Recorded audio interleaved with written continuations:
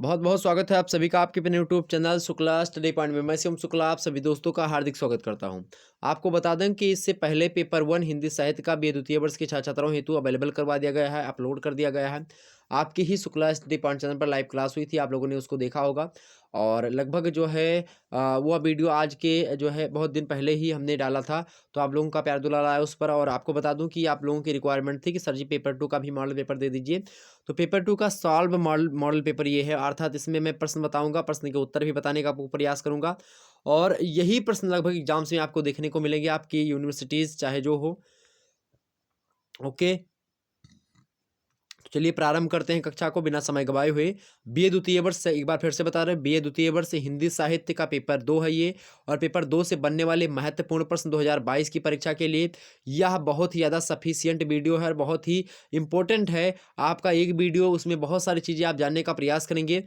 BA द्वितीय वर्ष हिंदी साहित्य पेपर 2 के बहुत ही महत्वपूर्ण प्रश्नों को इसमें शामिल किया गया है और उसके उत्तर भी बताने का प्रयास करूंगा।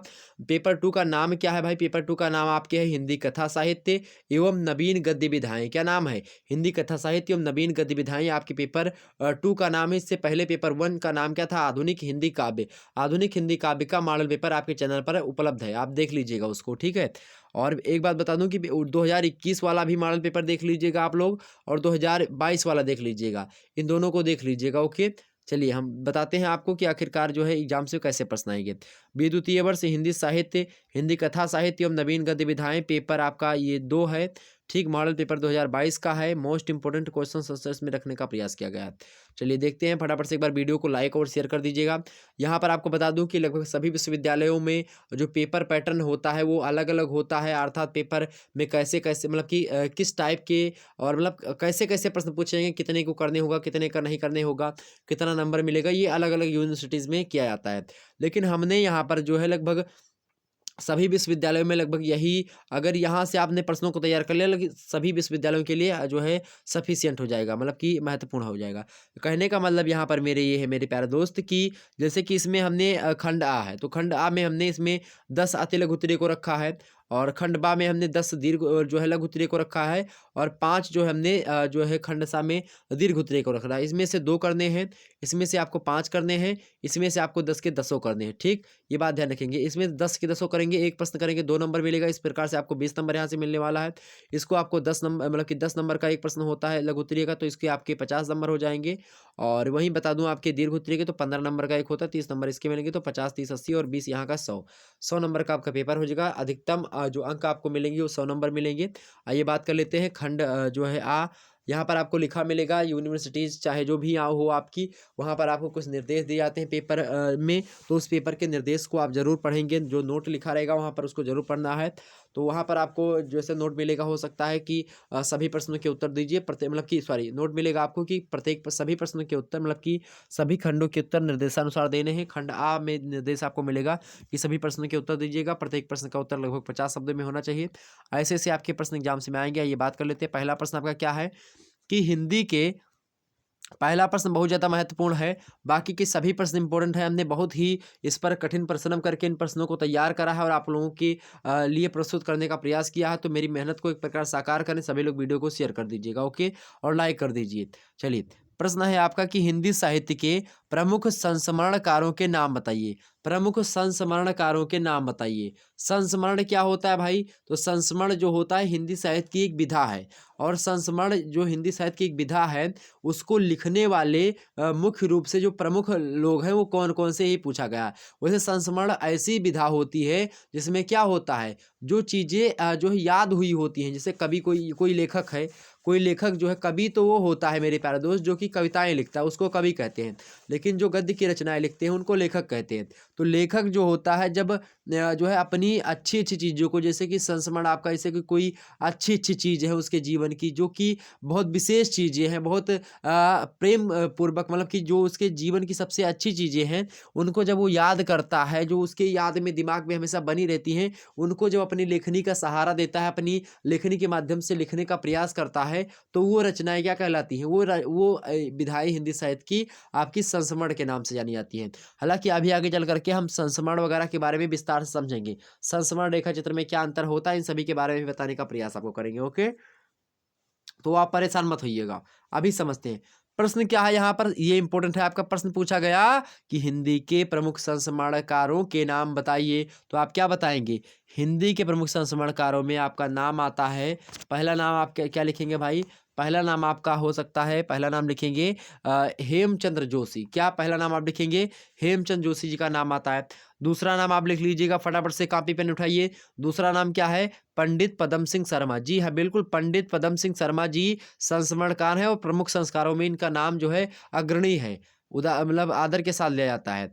अगला नाम आप बता सकते हैं संस्मरणकारों में, और मध्यकाल के दो संस्मरणकार अगर मैं बता दूं तो राधा जो है राधिका रमण सिंह, इनकी एक रचना है जो है आद नागरिक धर्मपाल, ये मध्यकाल के हैं। और श्री निवास शास्त्री जी, ये भी एक संस्मरणकार हैं, मेरी जीवन स्मृतियाँ, इनकी संस्मरण जो रचना है बड़ी फेमस है।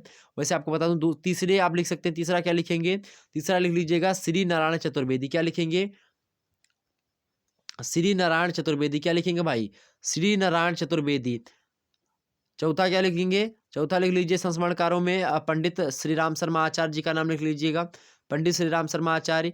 और पांचवे आपके कौन हो गए भाई? पांचवी महादेवी वर्मा जी। महादेवी वर्मा जी का आलोपी संस्मरण जो है बड़ा फेमस है। और जो है बाल गोविंद भगत एक रेखा चित्र है, आपको पता होगा, राम वृक्ष बेनीपुरी का आलोपी संस्मरण है महादेवी वर्मा का। ये सब जो है आपके पाठ्यक्रम में हो सकता है संकलित भी हो। तो महादेवी वर्मा जी भी एक संस्मरणकार हैं, इनको भी लिख लीजिएगा। एक लेखिका भी है महादेवी वर्मा जी, ठीक। और वही छठवीं बात, छठवें व्यक्ति और कौन से हो गए आपके? छठवें आप लिख दीजिए, छठवां नाम लिख लीजिएगा राधा राधिका रमण, सॉरी सॉरी राधा बोल दिया क्या? राजा राजा राधिका रमण सिंह। राजा राधिका रमण सिंह भी एक संस्मरण करता है, ओके, संस्मरणकार है। और आप अगला नाम लिख लीजिएगा जो है अगला नाम है आपका राजेंद्र लाल हांडा जी, राजेंद्र लाल हांडा। तो एक बार फिर से सुनिएगा, पहला क्या नाम है भाई? हेमचंद जोशी जी का नाम लिख लीजिएगा। दूसरा पंडित पदम सिंह शर्मा। तीसरा आप लिख लीजिएगा श्री नारायण चतुर्वेदी। चौथा लिख लीजिएगा श्री राम शर्मा आचार्य। पांचवा लिख लीजिएगा महादेवी वर्मा जी। छठवा लिख लीजिएगा राजा राधिका रमण सिंह जी। और सातवां लिख लीजिएगा राजेंद्र लाल हांडा जी। और एक नाम और लिख लीजिएगा जो है श्री निवास शास्त्री जी का। तो ये सब हो गए आपके प्रमुख संस्मरणकार। अगर यहीं पर मान लेते हैं आपसे ये ना पूछा जाए प्रश्न संस्मरणकारों के नाम, हो सकता है बेस्ट चांस यही है आपका कि ये नाम जरूर पूछे जाएंगे, ठीक। चाहे 5 नाम पूछ ले, 4 नाम पूछ ले, या किन्हीं 3 जो है संस्मरणकारों के नाम लिखें। और या एक प्रश्न यह भी यहाँ पर बन सकता है, बड़ा ही फेमस है प्रश्न, यह पूछ सकता है कि जो है बनारसी दास चतुर्वेदी जी की बात की जाए, अभी मैं बताऊंगा उसको, चलिए अगले जो इस प्रश्न के उत्तर में मैं बता दूंगा। तो अगले जैसे कि आपसे पूछेगा यहीं पर कि प्रमुख जो है रेखा चित्रकारों के नाम बताएं। जैसे यहीं पर आपसे ये भी प्रश्न बन सकता है कि किन्हीं 5 रेखा चित्रकारों के नाम बताएं, तो उसमें से उनका भी नाम आप सुन लीजिए। पहला नाम आप लिख लीजिए अपनी कॉपी में। क्या लिखेंगे? क्या लिखेंगे? श्री राम शर्मा आचार्य। क्या लिखेंगे? श्री राम शर्मा आचार्य रेखा चित्रकार भी हैं और संस्मरणकार भी हैं, ओके, नाम लिख लीजिए। दूसरा नाम लिखेंगे क्या? दूसरा नाम लिख लीजिएगा बनारसी दास चतुर्वेदी। बनारसी दास चतुर्वेदी दूसरा नाम लिख लीजिएगा। तीसरा नाम लिख लीजिए मेरे प्यारे दोस्त, तीसरा नाम क्या है? तीसरा नाम बनारसी दास चतुर्वेदी जी के कुल मिलाकर के कितने जो है रेखा चित्र हैं भाई? तो 40 रेखा चित्र इन्होंने कुल मिलाकर के लिखे हैं। कितने? 40 रेखा चित्र, ओके, रेखा चित्र, ओके, बात ध्यान रखेंगे। बाल गोविंद भगत इनका फेमस है, जो कि आपके पाठ्यक्रम में भी हो सकता है संकलित हो। चौथा लिख लीजिएगा नाम भाई, चौथा लिखेंगे किसका? सूर्यकांत त्रिपाठी निराला जी। सूर्यकांत त्रिपाठी निराला जी एक कवि भी हैं और इन्होंने ये भी लिखा है, ठीक है, रेखा चित्र भी इन्होंने लिखा है। और अगले आपके हो गए, पांचवा नाम आप लिख सकते हैं किसका? राहुल शंकरदयान जी। राहुल शंकरदयान, पंडित राहुल शंकरदयान जी का नाम लिख लीजिएगा। छठवां नाम लिख लीजिएगा आप विष्णु प्रभाकर जी का। किसका? विष्णु प्रभाकर जी। और सातवां नाम लिखेंगे आप रेखा चित्रकारों में, क्या नाम लिखेंगे? सातवां नाम आप लिखेंगे कन्हैया लाल मिश्रा प्रभाकर। कौन है भाई? कन्हैया लाल मिश्रा, इनका उपनाम है प्रभाकर। तो ये इतने थे आपके प्रमुख रेखा चित्रकार, ओके, कौन? रेखा चित्रकार। आगे बढ़ते हैं, अगला प्रश्न आपके समक्ष आ चुका है। अगला प्रश्न है कि इंटरव्यू अर्थात साक्षात्कार, इंटरव्यू को हिंदी में साक्षात्कार कहते हैं। वैसे इंटरव्यू को और भी कई नामों से हम जानते हैं। इंटरव्यू को साक्षात्कार एक तो कहा ही जाता है, दूसरा आप भेंट वार्ता भी इसी को कहते हैं। जैसे कि हिंदी साहित्य में जो भेंट वार्ता है वो उसी को अंग्रेजी में इंटरव्यू कहा जाता है। ठीक, तो भेंट वार्ता भी हिंदी में शब्द प्रचलित है।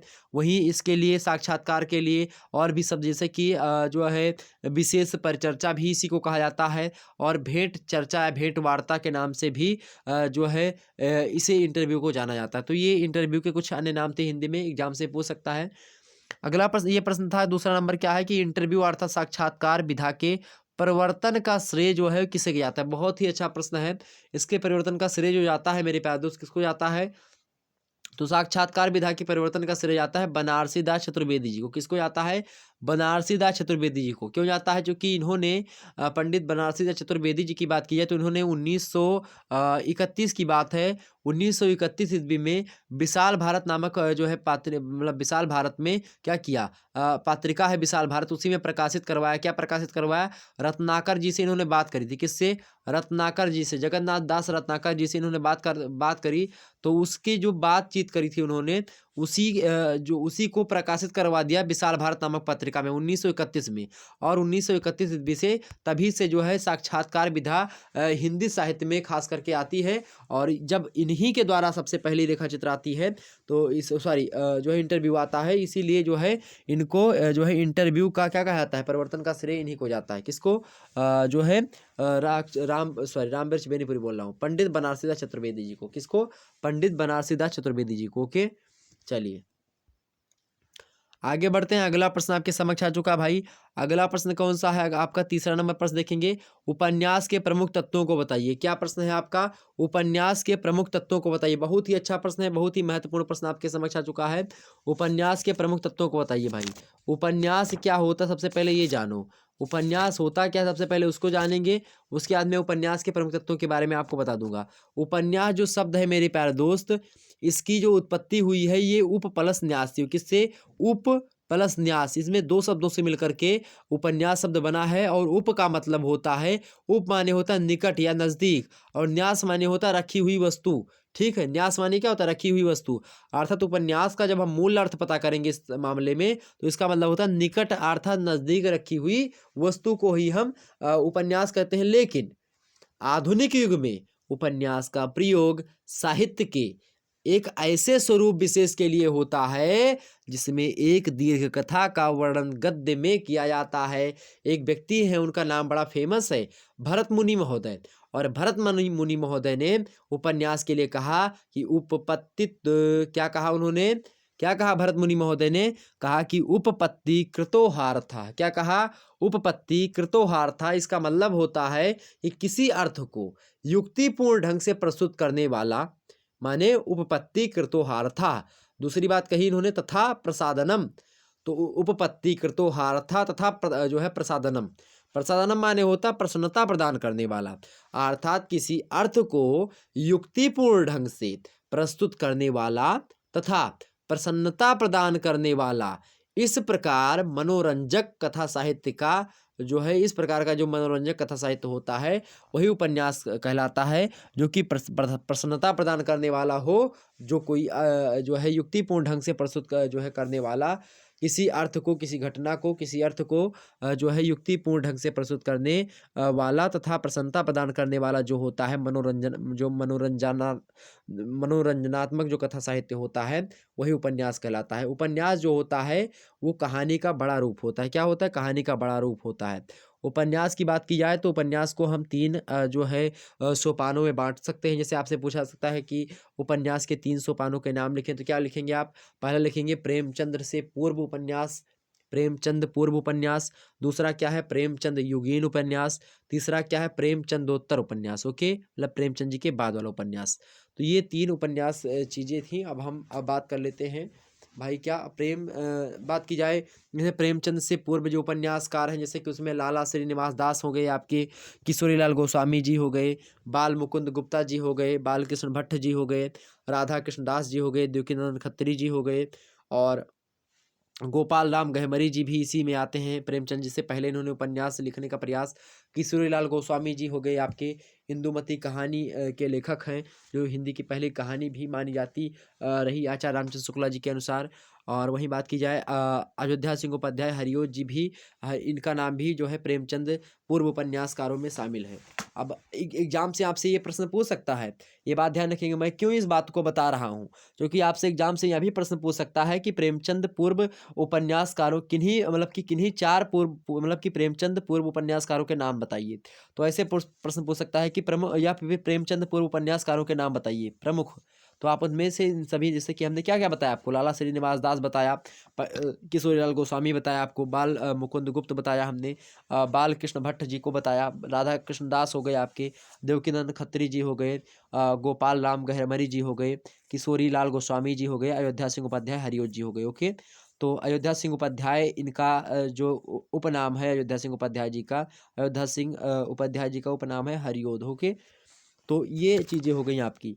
एग्जाम से में आपसे प्रश्न ऐसे पूछ सकता है। तो दूसरा और कौन हमने बताया था आपको, जो है उपन्यास का दूसरा हमने आपको बताया था, समझ लीजिए उपन्यास के बारे में तमाम सारी बातें। उसके बाद में अभी हम तत्वों, प्रमुख तत्वों के बारे में आपको बता देंगे विस्तार से। उपन्यास से कोई भी प्रश्न एग्जाम से पूछेगा, आप बिल्कुल उसको करके आएंगे। कोई भी प्रश्न आपसे बचेगा नहीं कि जिस प्रश्न का उत्तर आपके पास ना हो, अगर आप लोगों ने इस बातों को सुन लिया। बड़ी ही ध्यान से सुनने का प्रयास करेंगे, वीडियो को स्किप मत करिएगा मेरे प्यारे दोस्तों के। दूसरा जो युग है जो है उपन्यास का, वो है प्रेमचंद युगीन उपन्यास। मतलब प्रेमचंद जी के काल में जो है उपन्यास की रचना, प्रेमचंद जी के समय काल में कौन कौन से विद्वान लिखने में थे। तो मुंशी प्रेमचंद तो स्वयं अपना राहबे करीन भाई, तो मुंशी प्रेमचंद जी स्वयं थे। और जयशंकर प्रसाद इसमें आते हैं, प्रेमचंद युगीन उपन्यासकारों में प्रेम जयशंकर प्रसाद जी का नाम है। वृंदावन लाल वर्मा जी का नाम है इसी में। जैनेन्द्र कुमार जी का नाम आता है। प्रताप नारायण मिश्रा, सॉरी प्रताप नारायण श्रीवास्तव जी हो गए। प्रताप नारायण मिश्रा जी तो जो है हमने आपको नहीं बताया, प्रताप नारायण मिश्रा जी जो है इसमें नहीं आएंगे। प्रताप नारायण मिश्रा जो है, प्रताप नारायण श्रीवास्तव की मैं बात कर रहा हूँ। ओके, तो प्रताप नारायण जो श्रीवास्तव जी हैं, ये प्रेमचंद युगीन उपन्यासकार हैं। और वहीं और नाम अगर ध्यान आ रहा तो जैसे एक नाम है इलाचंद जोशी जी का। जी हाँ, इलाचंद जोशी जी भी प्रेमचंद युगीन उपन्यासकारों में शामिल होते हैं। कौन? इलाचंद्र जोशी जी। तो ये सब हो गए आपके जो है प्रेमचंद युगीन उपन्यास में। और जो तीसरा सोपान है उपन्यास का, उसमें मतलब उसका नाम है प्रेमचंदोत्तर उपन्यास। मतलब प्रेमचंद जी के बाद के जो उपन्यासकार हुए हैं, उनमें जैसे कि बात की जाए, उनमें जो है उन उपन्यासों में मनोवैज्ञानिकता जो है भरी पड़ी है। उन्होंने जो है यथातथ्यवाद और घोर नग्न यथार्थवाद, अवचेतनावाद और प्रतीकवाद, इन जो है प्रवृत्तियों का सहारा लिया। और इनको सहारा लेने के बाद में जो है उन उपन्यासकारों में बात की जाए तो इसमें आपके आते हैं भगवती चरण वर्मा जी। और भगवती चरण वर्मा जी के उपन्यास आप कभी पढ़िएगा, बड़ा ही फेमस, बड़े बढ़िया है। और उपेंद्र नाथ अस्क जी बड़े ही फेमस उपन्यासकार हैं, उपेंद्र नाथ अस्क महोदय। तो भाव लिखिएगा सबसे पहले जो है प्रेमचंद उत्तर जो उपन्यासकारों में आप लिखिएगा, नाम लिख लीजिएगा, भगवती चरण वर्मा जी हो गए। उपन्यास ऐसे एग्जाम से प्रश्न पूछेगा कि प्रेमचंद उत्तर उपन्यासकारों के किन्हीं 3 लोगों के नाम बताएं, या किन्हीं 4 उपन्यासकारों के नाम बताएं जो कि प्रेमचंद उत्तर युग से संबंध रखते होंगे। तो ऐसे आपसे प्रश्न बन सकता है। तो आप क्या लिखेंगे? लिखिएगा पहला क्या भाई, भगवती चरण वर्मा जी। दूसरा क्या? उपेंद्र नाथ अस्क। उपेंद्र नाथ इनका नाम है, उपनाम है अस्क। और अगले आपके कौन हो गए? जैनेन्द्र, आपके जैनेन्द्र कुमार। ठीक, जैनेन्द्र कुमार हो सकता है आपके पाठ्यक्रम में भी संकलित हो, इनका त्यागपत्र उपन्यास जो है वो शायद संकलित हो। वहीं अगले हैं आपके सच्चिदानंद हीरानंद वात्स्यनज्ञ जी। और आपके अगले नाम आप लिख लीजिएगा देवराज। देवराज ने भी जो है कई उपन्यास लिखे हैं, तो ये प्रेमचंद उत्तर उपन्यासकार हैं। राहुल सांकृत्यायन जी भी जो है प्रेमचंद उत्तर में ही आते हैं। हजारी प्रसाद द्विवेदी जी स्वयं भी इसी में आते हैं। फणीश्वर नारायण रेणु जो अचलांचिक जो है कहानी के सरदार माने जाते हैं, वो भी जो है प्रेमचंद उत्तर युग में ही जो है आते हैं। मनोहर श्याम जोशी इसके अलावा है, और श्रीलाल शुक्ला जी भी इसी में आते हैं। और अमृतलाल नागर जो हैं, ये भी इसी में आते हैं। तो अमृतलाल नागर भी जो है प्रेमचंद उत्तर उपन्यासकारों में ही शामिल है। ओके, तो ये बातें हो गई कुछ प्रेमचंद जी के मतलब कि उपन्यास के बारे में हमने बताया। अब आपको बता दूं मेरे प्यारे दोस्तों, प्रश्न क्या पूछा गया यहाँ पर, प्रश्न देखने का प्रयास करेंगे। प्रश्न आपसे क्या पूछा गया यहाँ पर देखेंगे बड़े ध्यान से। प्रश्न आपसे पूछा गया कि उपन्यास के प्रमुख तत्वों को बताइए। प्रश्न क्या है? प्रमुख तत्वों को बताइए। तत्व क्या होते हैं, अर्थात उपन्यास लिखते समय या फिर उपन्यास में मुख्य बातें क्या होती हैं, उपन्यास में कौन कौन सी चीज होती हैं जिसके माध्यम से उपन्यास जो होता है सजीव लगने लगता है। तो उपन्यास में जो है लगभग 6 चीजें बताऊंगा आज, जो कि बहुत ही जरूरी होती हैं। अगर वो 6 चीजों में से किसी कोई एक भी अगर ना रहे तो कुछ अधूरा लगने लगेगा आपका उपन्यास। पहली चीज, उपन्यास लिखते समय उपन्यासकार को कथा वस्तु पर ध्यान देना चाहिए। कथा वस्तु जो है उसको ध्यान में रखना चाहिए। कथा वस्तु माने बिना कथा वस्तु के उपन्यास की कल्पना करना ही संभव नहीं, दैट इज इम्पॉसिबल, वो संभव ही नहीं। कहने का मतलब ये है कि जैसे उपन्यास में सबसे पहली बात क्या होनी, सबसे पहला तत्व तो यही है कि जो है कथा वस्तु या कथानक। साधारण रूप से उपन्यास की जो कथा होती है उसी को हम कथानक कहते हैं, जिसका जो मूलाधार जो होती घटनाएं होती हैं। इस प्रकार कथानक जो होता है घटनाओं का वह साधारण या जटिल ढांचा होता है जिसके सहारे पर किसी उपन्यास का निर्माण होता है। विषय विकार की दृष्टि से यह सामाजिक भी हो सकते हैं, राजनीतिक भी हो सकते हैं और मनोवैज्ञानिक भी हो सकते हैं। कई प्रकार के उपन्यास हो सकते हैं। ओके, तो मैं आपको बताऊं कि जैसे कि एक मूवी का अगर मैं सहारा लूं और मूवी के माध्यम से आपको समझाने का प्रयास करूं। जैसे आपने एक मूवीज देखा, तो मूवी में आपने देखा होगा कि जैसे मूवी की जो कहानी होती है, कोई कोई कहानी अलग अलग कहानी होती है। तो जो मूवी में जो कहानी आप देखते तो मान लीजिए मूवी क्या है, मूवी एक उपन्यास है, अर्थात कोई फिल्म एक उपन्यास है। अब उस उपन्यास की क्या कहानी है वही होता है आपका उपन्यास का कथानक, जो कहानी है। ठीक, दूसरी बात समझिए, दूसरा पॉइंट क्या है भाई, पहला तो हो गया आपका कथानक, दूसरा क्या होता है उपन्यास में क्या होता है, पात्र एवं चरित्र चित्रण। पात्र एवं चरित्र चित्रण कहने का मतलब यहाँ पर क्या है भाई, पात्र एवं चरित्र चित्रण क्या है, पात्र माने जैसे कैरेक्टर, जैसे कौन मूवी बनी तो उसमें चाहे अजय देवगन साहब हो या फिर संजय दत्त साहब हैं या फिर जो है अक्षय कुमार जी हो गए, ऋतिक रोशन हो गए, तो ये सब जो हैं उसमें किरदार निभाते हैं। तो अर्थात जो किरदार निभा रहे हैं व्यक्ति उसमें, तो वो पात्र होते हैं, उन्हीं को चरित्र चित्रण कहा जाता है, पात्र कहा जाता है। तो उनका भी होना आवश्यक है। अगर कोनो मूवी में मान लेते हीरोए नहीं होंगे या कोई मूवी में जो है किरदार निभाने वाले व्यक्ति नहीं होंगे तो फिर मूवी कैसे चलेगी ना। तो उसी प्रकार से जब कथानक है, कहानी है, लेकिन कहानी में कोनो कहानी को रिप्रेजेंट करने वाला ही नहीं है, उस कहानी में जो चरित्र चित्रण मतलब उसका अंकन करने वाला ही नहीं है, मंचन करने वाला ही नहीं, तो फिर कहानी का मतलब होगा। तो जो हीरो वगैरह होते हैं, हीरोइन हो गई, विलन हो गई, ये सब क्या है, ये सब पात्र एवं चरित्र चित्रण है। ओके, बात ध्यान रखेंगे। एक व्यक्ति है आर्नल्ड बैनेट। आर्नल्ड बैनेट कहते हैं पात्र एवं चरित्र चित्रण को लेकर के कि the foundation of good fiction is character creating and nothing else. अर्थात उपन्यास जो है क्या होता है मेरे प्यारे दोस्तों, उपन्यास का मूलाधार क्या होते हैं, पात्र ही होते हैं। तो पात्र या चित्रण जो होता है उपन्यास का प्रमुख तत्व होता है, जिसके माध्यम से घटनाएं और कथा जो होती है वो घटित होती है। ठीक, मतलब कि कथा और घटनाएं घटित होती हैं। तीसरी बात हो सकती है कथोपकथन। किसी मूवी में आप लोगों ने देखा होगा तो मूवी का जो कहानी है वो क्या हो गई भाई, कथानक या कथा वस्तु हो गई, और जो पात्र चित्रण हो गए, हीरो हीरोइन, ये सब पात्र चित्रण हो गए।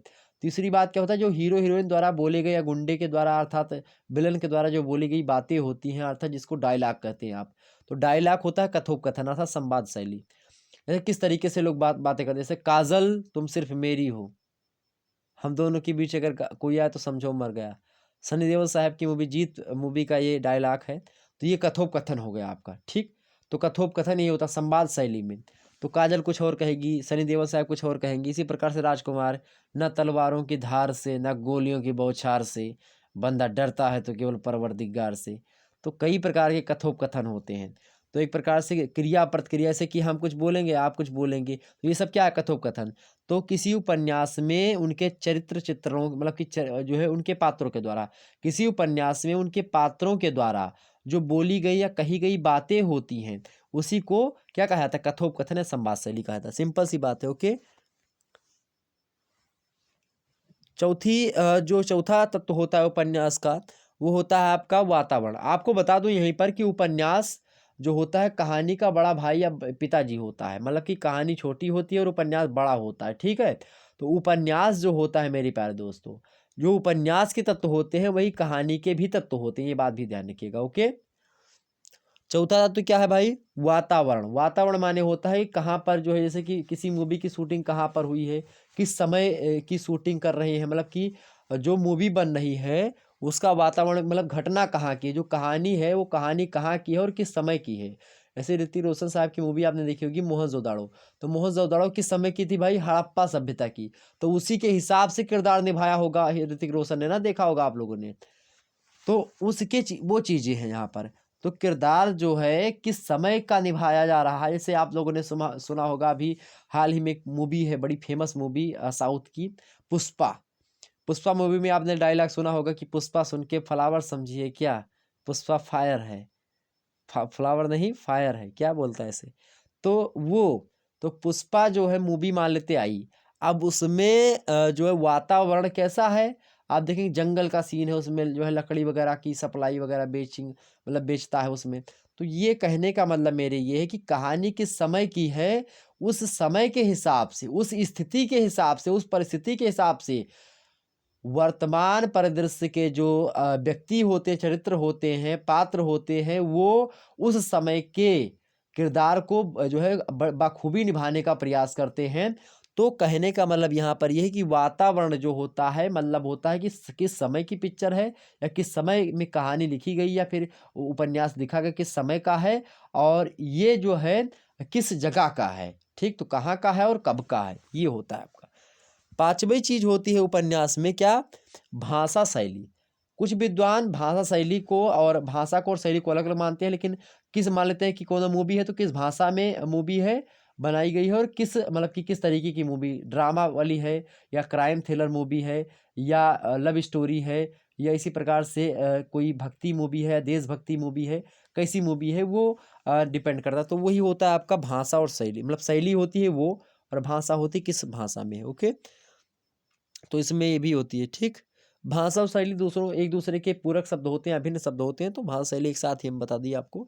और छठवां जो होता है आपका तत्व उपन्यास का, कहानी का, किसी भी रचना का, तो एक उद्देश्य होता है।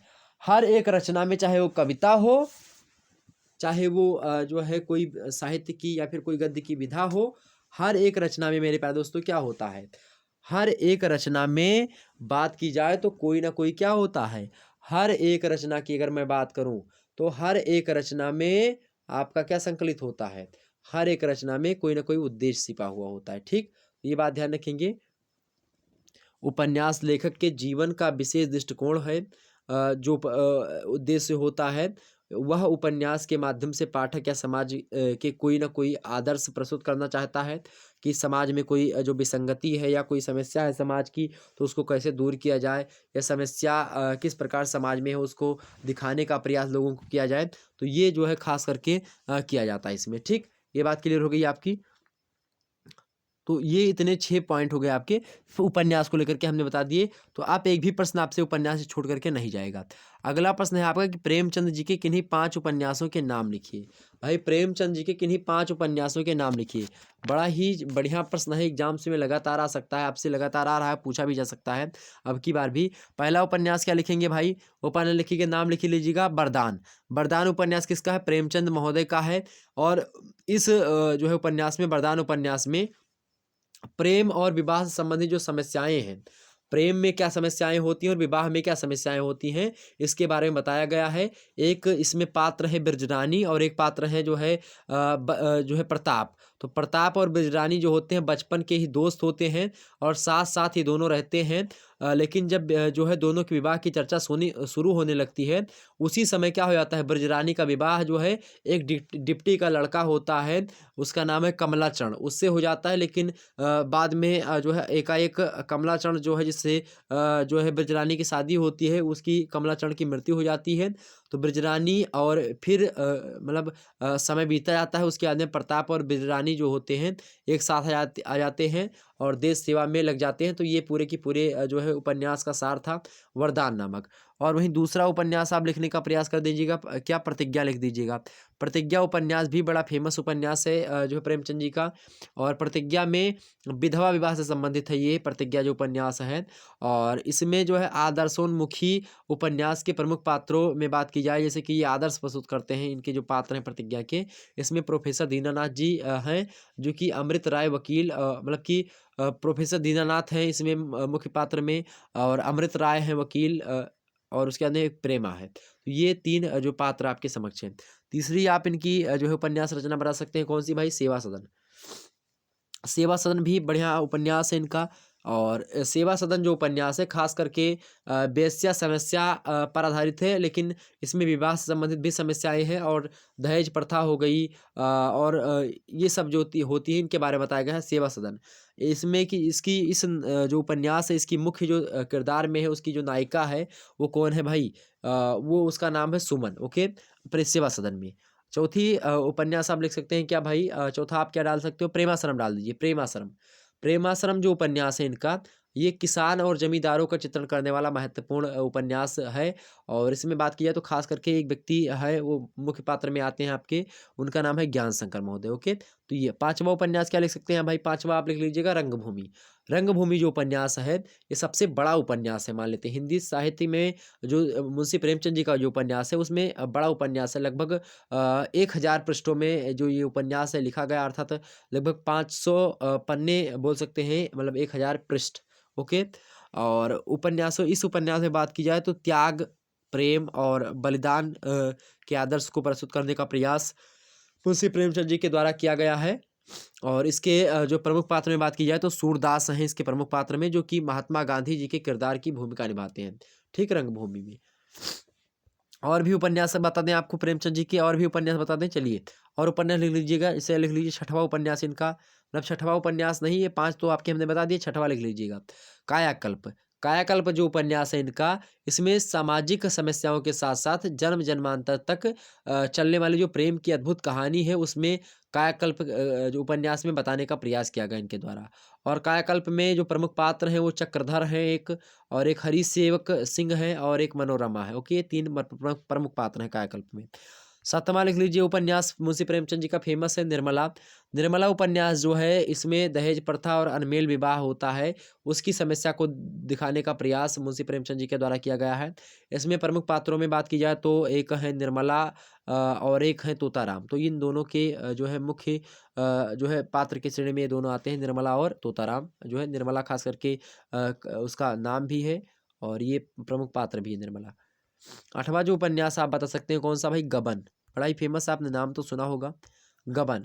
गबन जो उपन्यास है इसमें आभूषणों की लालसा के कारण से गबन करने तक की क्षमता, मतलब की जो नौबत होती है वो आ जाती है। आभूषणों की लालसा के कारण से गबन करने की क्या आ जाती है, नौबत आ जाती है। और जो है इसमें रामानाथ और रमानाथ और जो है एक व्यक्ति और है आपके, एक पात्र और फेमस है इसका गबन का, एक तो रमानाथ हो गए और एक है जालपा। हाँ, तो रमानाथ और जालपा जो है इसके प्रमुख पात्रों में शामिल हैं। और 9वीं इनकी उपन्यास बता सकते हैं आप, 9वां उपन्यास गबन हो गया आपका। गबन हो गया, प्रेमाश्रम बता दिया, रंगभूमि बता दिया, कायाकल्प बता दिया, प्रतिज्ञा बता दिया क्या, हाँ प्रतिज्ञा भी हो गया आपका, विधवा विवाह वाला। वरदान भी हमने बता दिया, सेवा सदन भी बता दिया। और गबन गोदान बताया क्या, नहीं गोदान, गोदान लिख लीजिए अगला, गोदान आपका होगा, गोदान। गोदान तो बड़ा फेमस है भाई, गोदान किसमें, आईएएस के सिलेबस में संकलित है। गोदान जो है आपका आईएएस के वैकल्पिक विषय में, अगर आपने हिंदी साहित्य लिया होगा किसी व्यक्ति ने तो उसमें जो है संकलित है ये। तो जो है आईएएस के वैकल्पिक विषय हिंदी में गोदान नामक जो उपन्यास है जो कि त्रासद स्थिति है, इसमें बहुत ज़्यादा गरीबी का वर्णन किया गया, बहुत ज़्यादा दुख है इसमें। तो एक त्रासदी, जिसको त्रासदी माने होता है बहुत ज़्यादा, ट्रेजेडी जिसको अंग्रेजी में कहा जाता है। अंग्रेजी साहित्य में जो ट्रेजेडी है जो एक प्रकार से मैकबेथ जो एक प्रकार से देखेंगे शेक्सपियर का है ट्रेजेडी, वहीं से शुरू हुई है ट्रेजेडी लेखन। तो ये आपके गोदान उपन्यास में जो है मुंशी प्रेमचंद जी के द्वारा लिखा है इन्होंने। मुंशी प्रेमचंद जी ने गोदान में जो है त्रासदी का वर्णन है किसान जीवन की। ओके, भारतीय किसानों के जीवन की त्रासद स्थिति का यथार्थ चित्रण किया गया है यहाँ पर गोदान में। और इसमें प्रमुख पात्र में गोदान में कौन कौन है, होरी इसमें नायक है, और नायिका कौन है, धनिया है। होरी नायक है और नायिका धनिया है इसमें, ठीक। इन दोनों पर पूरी की पूरी कहानी टिकी हुई है, बहुत अच्छी कहा मतलब कि उपन्यास है ये, और कहानी इसकी ठीक ठाक है, कथानक। और 10वां बता सकते हैं कौन सा भाई, एक आपके पाठ्यक्रम में ही संकलित होनी चाहिए आपकी, शायद आपके पाठ्यक्रम में कर्मभूमि शायद उपन्यास संकलित है, किसका जो है मुंशी प्रेमचंद जी का। तो कर्मभूमि आप देख लीजिएगा, बस सिलेबस देख लीजिएगा अपना, हो सकता है आपके यहाँ दूसरा शामिल हो, अलग अलग मतलब कि लगभग अधिकतर विश्वविद्यालय में यही शामिल है, तो इसलिए हमने बोल दिया। तो कर्मभूमि उपन्यास जो है आपका, ये हिंदू मुस्लिम एकता पर आधारित है, अछूतोद्धारों पर है, किसानों के उत्थान के प्रति है, ये सब है।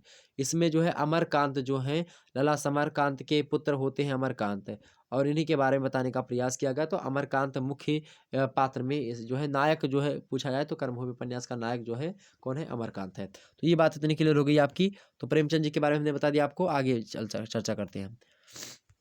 5वां नंबर प्रश्न है कि आचार्य शुक्ल के अनुसार जो है प्रारंभिक कहानियों का विवरण प्रस्तुत कीजिए। आचार्य रामचंद्र शुक्ला जी के अनुसार प्रारंभिक कहानियों का विवरण प्रस्तुत कीजिए। मतलब आचार्य रामचंद्र शुक्ला जी ने अपनी पुस्तक में जो है सबसे पहली कहानी किसे मानी, दूसरी कहानी किसे मानी, तीसरी किसे मानी, ये जो है पूछ रहा है। सबसे पहले जानिए कहानी होती क्या है, कहानी किसे कहते हैं भाई। कहानी किसे कहते हैं? अगर आपसे एग्जाम से प्रश्न नहीं पूछ लिया जाए, कहानी किसे कहते हैं? तो एक व्यक्ति है, उसका नाम है, एक व्यक्ति है मेरे प्यारे दोस्तों, उसका नाम है क्या? उसका नाम है बेल्स। और बेल्स महोदय कहते हैं कहानी की परिभाषा को देते हुए, अंग्रेजी में लघु जो होता मतलब कि जो शॉर्ट स्टोरी होती है, उसी को हिंदी में कहानी कहा जाता है। तो कहानी जो होती है, उसकी परिभाषा को देते हुए एक विद्वान है, पाश्चात्य विद्वान है वेल्स। तो ये पाश्चात्य विचारक रहे हैं और जो है लेखक भी हैं बेल्स। और ये कहते हैं कि any pieces of short fiction which can be read in 20 minutes would be a short story. अर्थात जो एक कहानी होती है, अर्थात जो 20 मिनट में कहानी उस गद्य पर रचना को कहते हैं जो कि 20 मिनट में पढ़ी जा सके, उसी को जो है बेल्स महोदय कहानी कहते हैं।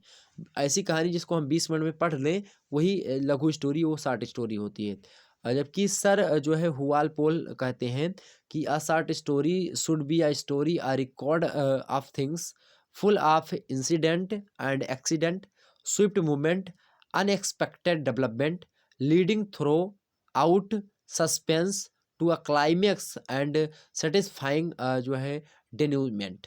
ओके, ये बताते हैं सर जो है हुआल पोल। ओके, वहीं प्रेमचंद महोदय कहते हैं कहानी की परिभाषा को देते हुए कि अनुभूतियां ही रचनाशील भावना से अनुरंजित होकर के कहानी बन जाती हैं। सबसे उत्तम कहानी वह मानी जाती है जो किसी मनोवैज्ञानिक सत्य पर आधारित होती है। ये बात कहानी की परिभाषा देते हुए प्रेमचंद महोदय कहते हैं। जबकि प्रसिद्ध छायावादी कवि और श्रेष्ठ कहानीकार जयशंकर प्रसाद जी कहते हैं कि आख्यायिका में सौंदर्य की एक झलक का चित्रण तथा उसके द्वारा रस की सृष्टि करना कहानी का मूल लक्ष्य होता है। ये बात है। तो कहानी एक प्रकार से क्या है भाई? कहानी जो होती है आपकी, वो होती है कहानी या कथा। इसका शाब्दिक अर्थ होता है कहना। इस प्रकार से जो कुछ कहा जाए वो क्या है? कहानी है। किंतु विशिष्ट अर्थ में हम किसी विशेष घटना के रोचक वर्णन को कहानी कहते हैं। कोई विशेष घटना है, उसका अगर हमने रोचक ढंग से प्रस्तुत कर दिया, उसको रोचक ढंग से प्रस्तुतिकरण क्या कहलाता है? वही कहानी कहलाती है। कथा और कहानी एक दूसरे के पर्यायवाची शब्द होते हुए भी इन दोनों में सूक्ष्म अंतर होता है। कथा व्यापक होती है, उसमें सभी प्रकार की कहानियाँ तथा उपन्यासों का समावेश किया जाता है। जबकि जो कहानी होती है, उसमें लघु कथाओं को ही हम रखते हैं। तो ये चीज़ें हो गई। अब हम बात कर लेते हैं आचार्य शुक्ला ने कि किस प्रकार से कहानियों के बारे में बताया, मतलब कहानी, सबसे पहले कहानी कौन, दूसरी कहानी कौन। आचार्य रामचंद्र शुक्ला ने बताया है। इनकी एक पुस्तक है हिंदी साहित्य का इतिहास। अगर आप बीए में हैं या एमए में हैं या किसी अन्य परीक्षा की तैयारी कर रहे हैं हिंदी की, हिंदी साहित्य, तो हिंदी साहित्य की अगर डीप नॉलेज आपको लेनी है तो आप जो है हिंदी साहित्य का इतिहास, उस पुस्तक को जरूर पढ़ लीजिएगा, रामचंद्र शुक्ला जी की है। ओके, तो पहली जो कहानी है वो, उसका नाम क्या है इनके अनुसार, रामचंद्र शुक्ला जी के अनुसार? इंदुमती। इंदुमती जो कहानी है, इसके लेखक हैं किशोरीलाल गोस्वामी जी, और ये सन 1900 में प्रकाशित होती है। लेकिन इंदुमती कहानी की बात की जाए तो जो जो है किशोरीलाल गोस्वामी के द्वारा लिखी गई है। इस कहानी में आलोचकों ने इस कहानी को कहा कि ये शेक्सपियर के टेम्पेस्ट का जो है छायावाद अनुवाद है। जो टेम्पेस्ट कहानी है शेक्सपियर की, उसका छायावाद जो है, छायानुवाद जो है मान करके बताया गया है कि यह कहानी अपनी मौलिक मतलब कहानी मौलिक नहीं है, मतलब कि इसकी मौलिकता पर चिन्ह उठा है। अर्थात ये कहानी इनकी जो है स्वतः की नहीं, मूल प्रकृति, मतलब इनके नेचर से नहीं निकली है। मतलब इस पर कॉपीराइट क्लेम, मतलब एक प्रकार से कह लीजिए तो वो है। ठीक। लेकिन शुक्ला जी इसको एक प्रकार से उच्च उच्च श्रेणी की कहानी मानते हैं।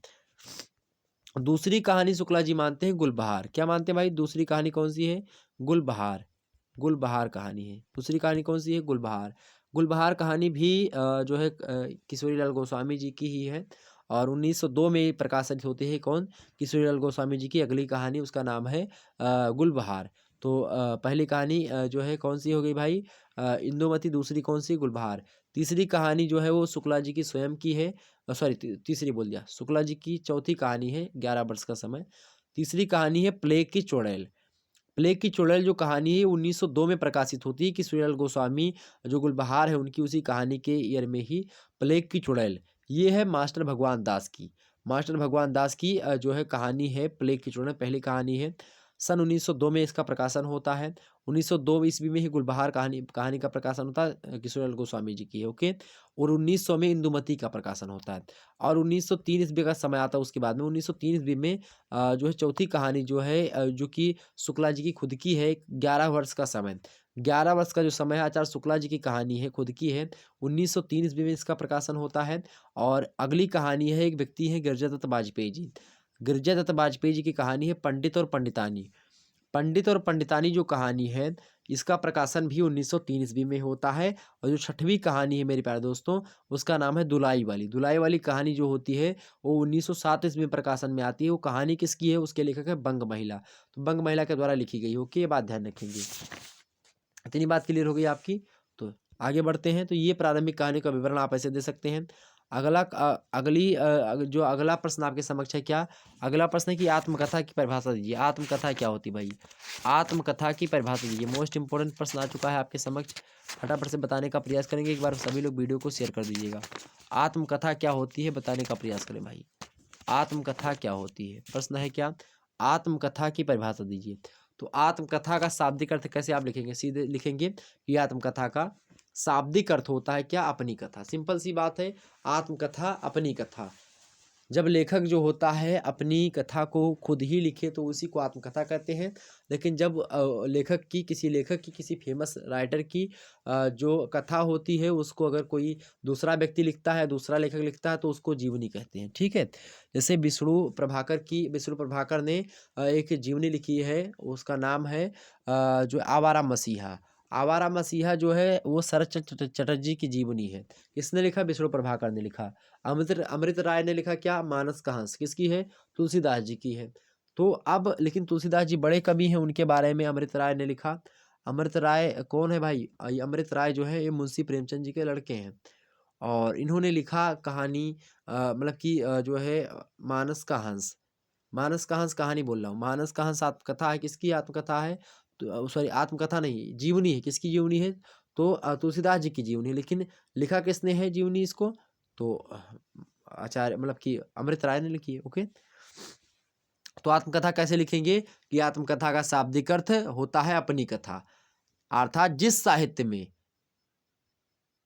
या फिर ऐसी साहित्य विधा या साहित्य की ऐसी विधा जिसमें लेखक स्वयं ही अपना जीवन वृत्त प्रस्तुत करे, उसे क्या कहते हैं, उस विधा को या उस साहित्यिक विधा को हम आत्मकथा कहते हैं। अर्थात जिस साहित्य विधा में लेखक स्वयं ही अपना जीवन वृत्त प्रस्तुत करे उसे आत्मकथा कहते हैं। आत्मकथा की सर्वाधिक करीबी साहित्य विधा जो होती है वह जीवनी होती है। और खासकर जीवनी और आत्मकथा में आज मात्र इतना अंतर होता है कि जीवनी जो होती है किसी दूसरे व्यक्ति की जीवन कथा होती है, जबकि जो आत्मकथा होती है अपने ही जीवन की कहानी होती है। जीवन की रचना बाह्य सामग्री, ग्रंथों, कागज पत्रों आदि से प्राप्त होती है जीवनी की, जबकि आत्मकथा जो होती है उसकी रचना बाह्य सामग्री के अतिरिक्त लेखक की अपनी स्मृतियों के आधार पर की जाती है। आत्मकथा में जो लेखक होता है उसका अपना ही पक्ष जो होता है, अपना ही पक्ष जो है लेखक अभिव्यक्त करता है। इसीलिए आत्मकथा में व्यक्तिकता का अंश प्रमुख होता है। आत्मकथा लेखक स्वयं अपने जीवन वृत्त को काल क्रमानुसार लिपिबद्ध करता है। भोक्ता होने के कारण से लेखक जो होता है अपने जीवन की घटनाओं, प्रेरणाओं, प्रभावों और संघर्ष या विमर्श रहा हो उन सभी को पूरी तरह से जानता है। इसीलिए उसका लेखन जो होता है सच्चा होता है और प्रामाणिक होता है। तो आत्मकथा जो होती खुद की लिखी आती है और जीवन में आप अपने बारे में जितना जानते हैं वो उतना आपके बारे में कोई नहीं जानता। ये बात आप ध्यान रखेंगे, आप सबसे ज़्यादा अपने बारे में जानते हैं, ये बात आप ध्यान रखिएगा। ओके, तो ये चीज़ होती है। तो आत्मकथा के बारे में हमने आपको बता दिया। आत्मकथा की परिभाषा आप दे दीजिएगा बड़े आसानी से।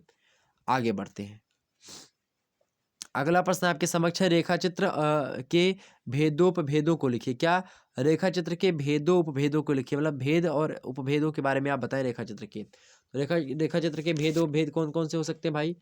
सबसे पहले रेखा चित्र के बारे में आपको बता दो, रेखा चित्र क्या होता है समझेंगे। सबसे पहले रेखा चित्र के भेद उपभेद समझ लीजिए। तो एक तो रेखा चित्र कौन से होते हैं आपके, रेखा चित्र के सृजन में भाव, विचार, वातावरण, अभिरुचि, भाषा शैली इन सभी का प्रभाव पड़ता है और इस आधार पर जो है रेखा चित्र को हम कई भागों में बांट सकते हैं। जैसे कि पहला रेखा चित्र का कौन सा प्रकार होता है? मनोवैज्ञानिक रेखा चित्र।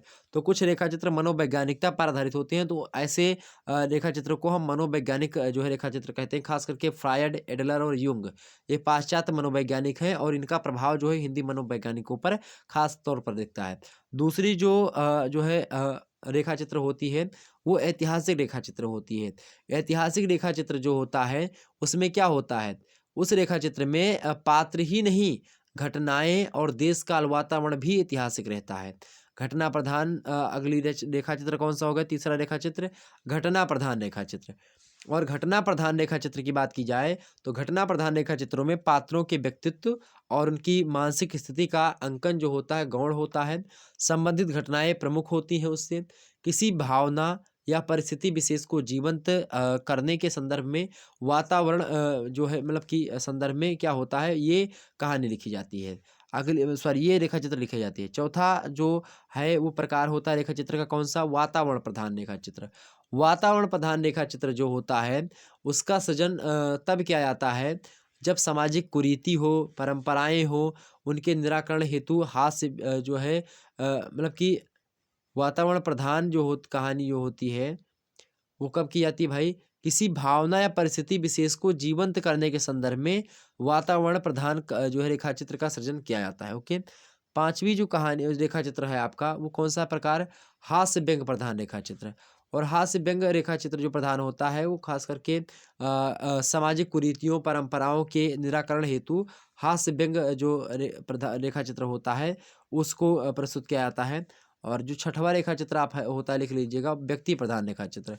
व्यक्ति प्रधान रेखा चित्र में क्या होता है कि व्यक्ति विशेष के बाह्य और आंतरिक स्वरूप का चित्रण किया जाता है। वहीं जो अगला रेखा चित्र होता है 7वां नंबर वो होता है आत्मपरक रेखा चित्र। आत्मपरक रेखा चित्र जो होता है उसमें संस्मरणात्मक शैली में लिखा जाता है। ये जो होता है तथ्य विशेष की प्रभावशीलता को सुस्पष्ट करने के लिए खास करके प्रतीकात्मक रेखा चित्र का प्रयोग किया जाता है। 8वीं प्रकार की रेखा चित्र है कौन सी? प्रतीकात्मक रेखा चित्र। और तथ्य विशेष की प्रभावशीलता को सुस्पष्ट तरीके से प्रस्तुत करने के लिए प्रतीकात्मक रेखा चित्र की जो है रचना की जाती है। इसके अतिरिक्त खास करके ये 8 भेद हमने बता दिया आपको रेखा चित्र के। इसके अतिरिक्त और भी भेद हैं जैसे कि राजनीतिक रेखा चित्र होते हैं, सांस्कृतिक रेखा चित्र होते हैं। ठीक ये चीजें तो रेखा चित्र हो गया आपका। अगला प्रश्न आपके समक्ष क्या है? रेखा चित्र और संश्रमण में अंतर स्पष्ट कीजिए। क्या प्रश्न है? रेखा चित्र और संश्रमण में अंतर स्पष्ट कीजिए। आखिरकार रेखा चित्र और संश्रमण में क्या अंतर होता है? आपसे ये प्रश्न पूछ लिया गया। बहुत ही अच्छा प्रश्न है रेखा चित्र और संश्रमण में अंतर। सबसे पहले हम रेखा चित्र की परिभाषा आपको बताएंगे, उसके बाद में संश्रमण की परिभाषा आपको बताएंगे, फिर उसके बाद में दोनों में हम अंतर बताएंगे। ओके, ताकि आपके एग्जाम से पूछे, चाहे रेखा चित्र की परिभाषा वगैरह पूछे तो भी आप बता देंगे, संस्मरण की परिभाषा वगैरह पूछे तो भी आप बता दिए। ओके, चाहे तो लघुत्तरी में चाहे तो लघुत्तरी में, समझे। रेखा चित्र की बात की जाए तो रेखा चित्र माने होता है क्या? रेखा चित्र माने होता है रेखाओं से बने चित्र। परंतु साहित्य के क्षेत्र में रेखा चित्र से तात्पर्य होता है किससे होता है भाई? शब्द चित्र से होता है, या व्यक्ति चित्र से होता है, या फिर चरित्र लेख से होता है। कहने का मतलब यहाँ पर यह है कि रेखा चित्र जो होता है उसका मतलब होता है शब्द चित्र, व्यक्ति चित्र या चरित्र लेख। ओके, रेखा चित्र जो है अंग्रेजी भाषा के स्केच शब्द से बना हुआ है। एक व्यक्ति हैं डॉक्टर भागीरथी मिश्रा जी, और ये विद्वान कहते हैं डॉक्टर भागीरथी मिश्रा जी, भागीरथ मिश्रा कहते हैं कि रेखा चित्र की परिभाषा को देते हुए कि अपने संपर्क में आए किसी विलक्षण व्यक्तित्व अथवा संवेदना को जगाने वाली सामान्य विशेषताओं से युक्त किसी प्रतिनिधि चरित्र के मर्म स्पर्शी स्वरूप को देखी सुनी या संकलित घटनाओं को की पृष्ठभूमि में इस प्रकार उभार कर रखना कि उसका हमारे हृदय में एक निश्चित प्रभाव अंकित हो जाए, रेखा चित्र या फिर शब्द चित्र कहलाता है। डॉक्टर रामचंद्र तिवारी जी कहते हैं रेखा चित्र की परिभाषा को देते हुए कि रेखा चित्र जो होता है उसमें किसी व्यक्ति, किसी वस्तु या संदर्भ का अंकन किया जाता है। तो किसी व्यक्ति, वस्तु या संदर्भ का अंकन किया जाता है किसमें? रेखा चित्र में। यह अंकन जो कि किसी वस्तु के प्रति या वस्तु के प्रति मतलब व्यक्ति के प्रति होता है, पूर्णतः तटस्थ भाव से निर्लिप्त रह करके किया जाता है। रेखा चित्र में रेखाएं बोलती हैं। जिस प्रकार कुछ थोड़ी सी रेखाओं का प्रयोग करके रेखा चित्रकार किसी व्यक्ति या वस्तु की मूलभूत विशेषता को उभार देता है, ठीक उसी प्रकार कुछ थोड़े से शब्दों का प्रयोग करके साहित्यकार किसी व्यक्ति या वस्तु को उसकी मूलभूत विशेषताओं के साथ सजीव कर देता है। ये रेखा चित्र होता है। रेखा चित्र जो है थोड़े शब्दों में किसी व्यक्ति, घटना या दृश्य को शब्दांकित करने वाला एक साहित्य की विधा होती है, उसी को हम रेखा चित्र कहते हैं। और रेखा चित्र में 3 बातों का ध्यान देना आवश्यक होता है। पहली बात, इसमें विशद स्थूल चित्रण क्या आता है, और दूसरी बात ये है कि कृत्य, क्रियाओं और कृत्यों का इसमें आकलन किया जाता है कि हाँ क्या क्या चीज़ें हम कर रहे हैं। तीसरी बात ये है कि देश काल के अनुरूप भाषा का प्रयोग इसमें किया जाना चाहिए। ओके, तो ये चीज़ें होती हैं। तो रेखा चित्र के बारे में हमने आपको बता दिया। आप समझते हैं संस्मरण क्या होता है। आखिरकार संस्मरण क्या होता है भाई, इसको हम समझ लेते हैं। संस्मरण किसे कहते हैं। ओके, संस्मरण क्या होता है इसके बारे में जान लेते हैं। संस्मरण क्या होता है। संस्मरण, जैसा कि आपको नाम से जान पड़ रहा, संस माने होता है समय का स्मरण। संस्मरण माने क्या होता है, समय का स्मरण। समय का स्मरण माने होता है कि सारा का सारा जो है एक प्रकार से संपूर्ण, पूर्ण रूपेण या फिर पूर्ण रूपेण का मतलब यहाँ पर ये है सहज आत्मनियता।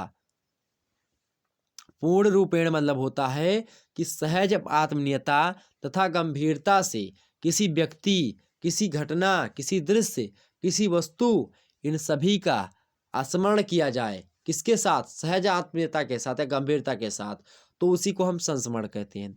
डॉक्टर गोविंद त्रिगुणायत महोदय कहते हैं, और ये परिभाषा जो हमने इससे पहले बताई थी, ये परिभाषा डॉक्टर पदम सिंह शर्मा बताते हैं। ठीक, जो संस्मरण शब्द की उत्पत्ति हुई सम प्लस स्मरो प्लस ल्यूट शब्द से हुई है। ये अंग्रेजी मतलब हिंदी संस्कृत के धातु हैं, इनसे हुई है संस्मरण की उत्पत्ति। डॉक्टर गोविंद त्रिगुणायत महोदय कहते हैं कि भावुक कलाकार, संस्मरण की परिभाषा को देते हुए डॉक्टर गोविंद त्रिगुणायत महोदय कहते हैं, बड़े ध्यान सुनिएगा मेरे प्यारे दोस्त, कहते हैं कि भावुक कलाकार जब अतीत की, अतीत माने प्राचीन चीजें, तो जब भावुक कलाकार अतीत की अनुभव स्मृतियों की, जो अनुभव करने के बाद में जो उनकी भूली हुई चीजें हैं, जिसमें अच्छी अच्छी चीजें हैं, उन अनुभूत मतलब कि अनुभूत स्मृतियों में से कुछ रमणीय अनुभूतियों को अपनी कोमल कल्पना से अनुरंजित व्यंजनामूलक संकेत शैली में अपने व्यक्तित्व की विशेषताओं से विशिष्ट बना करके रोचक ढंग से व्यक्त कर देता है, तब उस विधा को हम संस्मरण विधा के नाम से जानते हैं।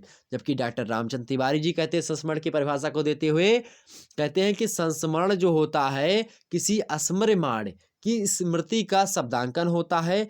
स्मर्यमाण मतलब मान से मतलब के जीवन के वे पहलू, वे संदर्भ और वे चारित्रिक वैशिष्ट जो कि स्मरणकर्ता को स्मृत रह जाते हैं, उन्हें वह शब्दांकित करता है, वही संस्मरण होता है। संस्मरण वही रह जाता है जो महद विशिष्ट हो, जो अच्छी चीज़ें होती हैं वही हमको याद रखती हैं, जो हमको विचित्र लगें, जो हमको प्रिय लगती हैं, वैसी घटनाएं हमको याद रखती हैं। उन्हीं घटनाओं को साहित्यकार लेखनी का सहारा देता है, और वही घटनाएं जो होती हैं संस्मरण में तब्दील हो जाती हैं। ओके, हो गई संस्मरण और रेखा चित्र के बारे में हमने बातें बता दी।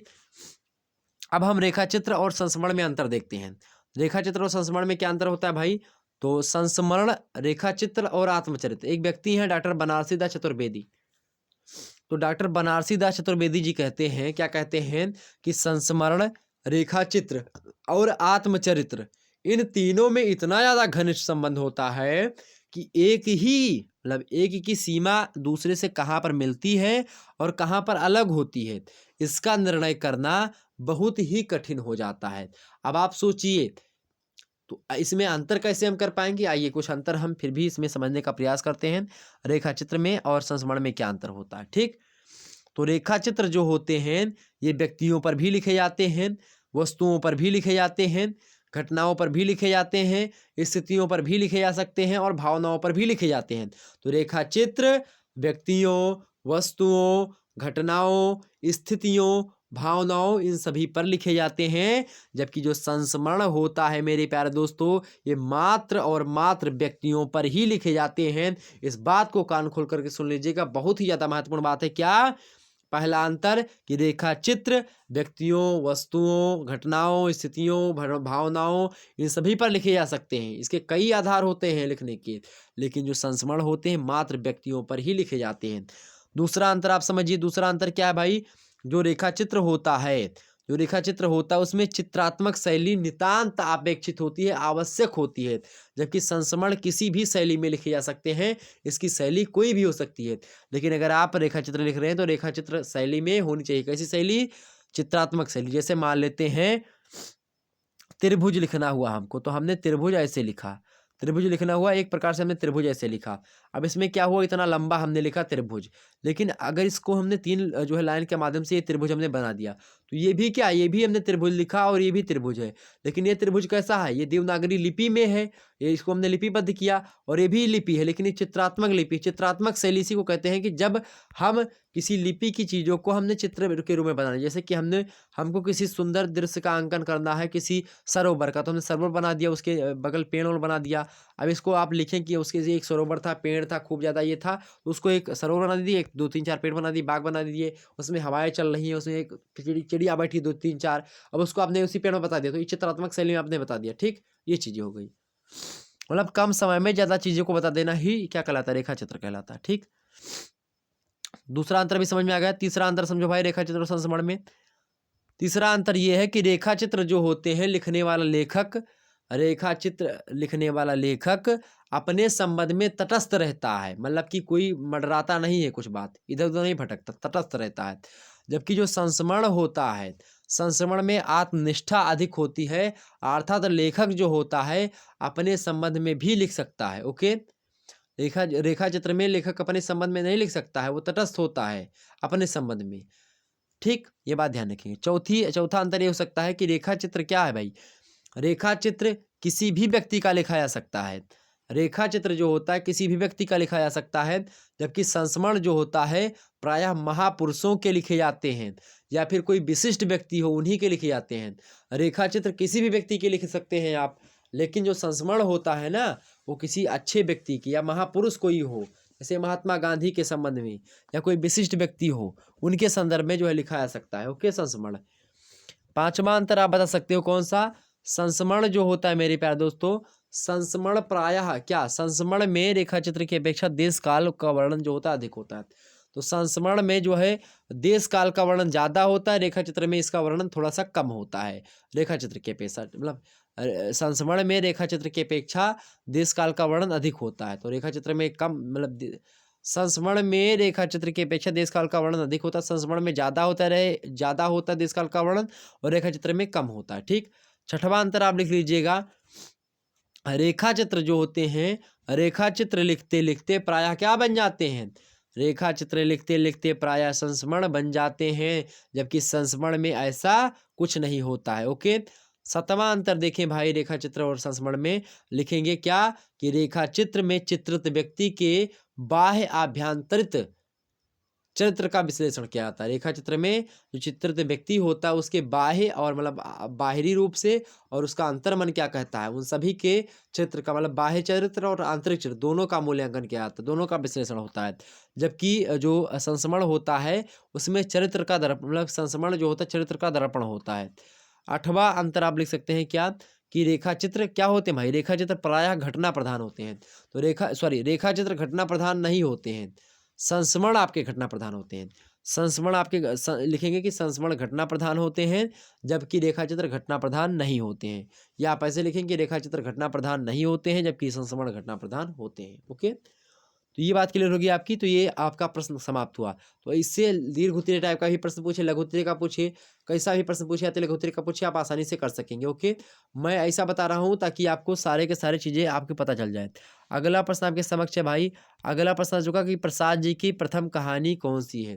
प्रसाद जी की प्रथम कहानी कौन सी, बड़ा बढ़िया प्रश्न आपके समक्ष आ चुका है। प्रसाद जी की प्रथम कहानी आपसे पूछ लिया, क्या पूछ लिया भाई, प्रसाद, प्रसाद का मतलब समझ रहे हैं ना, प्रसाद माने क्या होता है, जयशंकर प्रसाद। जयशंकर प्रसाद छायावाद के उन नायकों में से एक हैं। क्या भाई, छायावाद के उन नायकों में से कौन एक है, जयशंकर प्रसाद हैं। जयशंकर प्रसाद की बात की जाए तो छायावाद के स्तंभों में से एक हैं।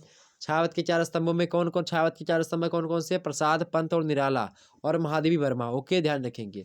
तो प्रसाद जी की जो पहली कहानी कौन सी है, फटाफट से बताने का प्रयास करें। तो पहली कहानी प्रसाद जी की कौन सी है, छाया कहानी। कौन सी है, प्रसाद जी की पहली कहानी है छाया। और छाया कहानी जो है ये प्रकाशित कब हुई भाई, ये प्रकाशित होती है 1912 ईस्वी में। कब प्रकाशित हुई है? 1912 ईस्वी में प्रसाद जी की, जयशंकर प्रसाद जी की पहली कहानी छाया नाम से प्रकाशित होती है। ओके, ये बात ध्यान रखिएगा। जयशंकर प्रसाद जी की कौन सी जो है कहानी बात की जाए तो आपके पाठ्यक्रम में संकलित है, तो ये भी आपसे एग्जाम से प्रश्न पूछा जा सकता है, तो आप लोग अपने पाठ्यक्रम में संकलित कहानी को ध्यान रखिएगा। ठीक, आपसे प्रश्न पूछे कि प्रेमचंद के किन्हीं 4 उपन्यासों के नाम बताइए, तो हमने आपको पहले बता दिया, गोदान, गबन, रंगभूमि, कर्मभूमि। जो है आपसे पूछे कि प्रेमचंद की किन्हीं 2 उपन्यासकारों के नाम, जयशंकर प्रसाद, आचार्य चतुर सेन शास्त्री। हमने पहले ही आपको सारी चीजें बता दी। आपसे पूछे जयशंकर प्रसाद के 2 उपन्यासों के नाम बताए, तो क्या बताएंगे? तितली कंकाल, ये उपन्यास है किसके? जयशंकर प्रसाद जी के। ओके, तो और भी प्रश्न आपसे बन सकता है कि जयशंकर प्रसाद की बात की जाए तो जो है इनकी 2 कहानी के नाम बताएं, तो पुरस्कार, ममता और आकाशदीप, छाया, ये सब कहानी ही तो इनकी। ओके, इनका जन्म कब हुआ था भाई? जयशंकर प्रसाद जी का कब जन्म हुआ था और इनकी मृत्यु कब हुई थी? आप लोग इतना सहज प्रश्न पूछा हूँ, कमेंट सेक्शन में बता दीजिएगा सभी लोग। ओके, चलिए आगे बढ़ते हैं। अगला प्रश्न आपसे क्या पूछा गया भाई? अगला प्रश्न है, आवारा मसीहा के केंद्र में किसका जीवन चरित्र है? तो आवारा मसीहा के जो केंद्र में किसका चरित्र है भाई? आवारा मसीहा जो एक प्रकार से हमने आपको शुरुआत में बताया था, आवारा मसीहा क्या है? एक जो है जीवनी है। किसकी जीवनी है? शरत चंद्र चटर्जी की जीवनी है। तो आपसे प्रश्न क्या पूछा गया है कि केंद्र में किसका जीवन चरित्र? तो शरत चंद्र चटर्जी का जो है। ओके, किसने लिखा है इसका? सारा मतलब कि शरत चंद्र चट्टोपाध्याय, जो है चटर्जी, कुछ भी बोलो। तो आवारा मसीहा के केंद्र में शरत चंद्र चट्टोपाध्याय का क्या है? जीवन चरित्र है। इसके लेखक कौन है आवारा मसीहा के? विष्णु प्रभाकर है। ये क्या है? एक जीवनी विधा की रचना है। ये बात भी ध्यान रखेंगे। आपसे एग्जाम से प्रश्न पूछे कि डायरी के लिए हिंदी में किन शब्दों का व्यवहार होता है? तो किन का होता है? दैनिकी का, रोज नामचा। डायरी को दैनिकी कहा जाता है, दैनंदिनी कहा जाता है, जो है रोज नामचा भी कहा जाता है। डायरी लेखन के कितने रूप में मिलते हैं भैया? तो 3 रूप में हमको डायरी मिलती है। एक तो साहित्यिक डायरी, एक ऐतिहासिक डायरी और एक राजनीतिक डायरी। ओके, ये बात ध्यान रखेंगे।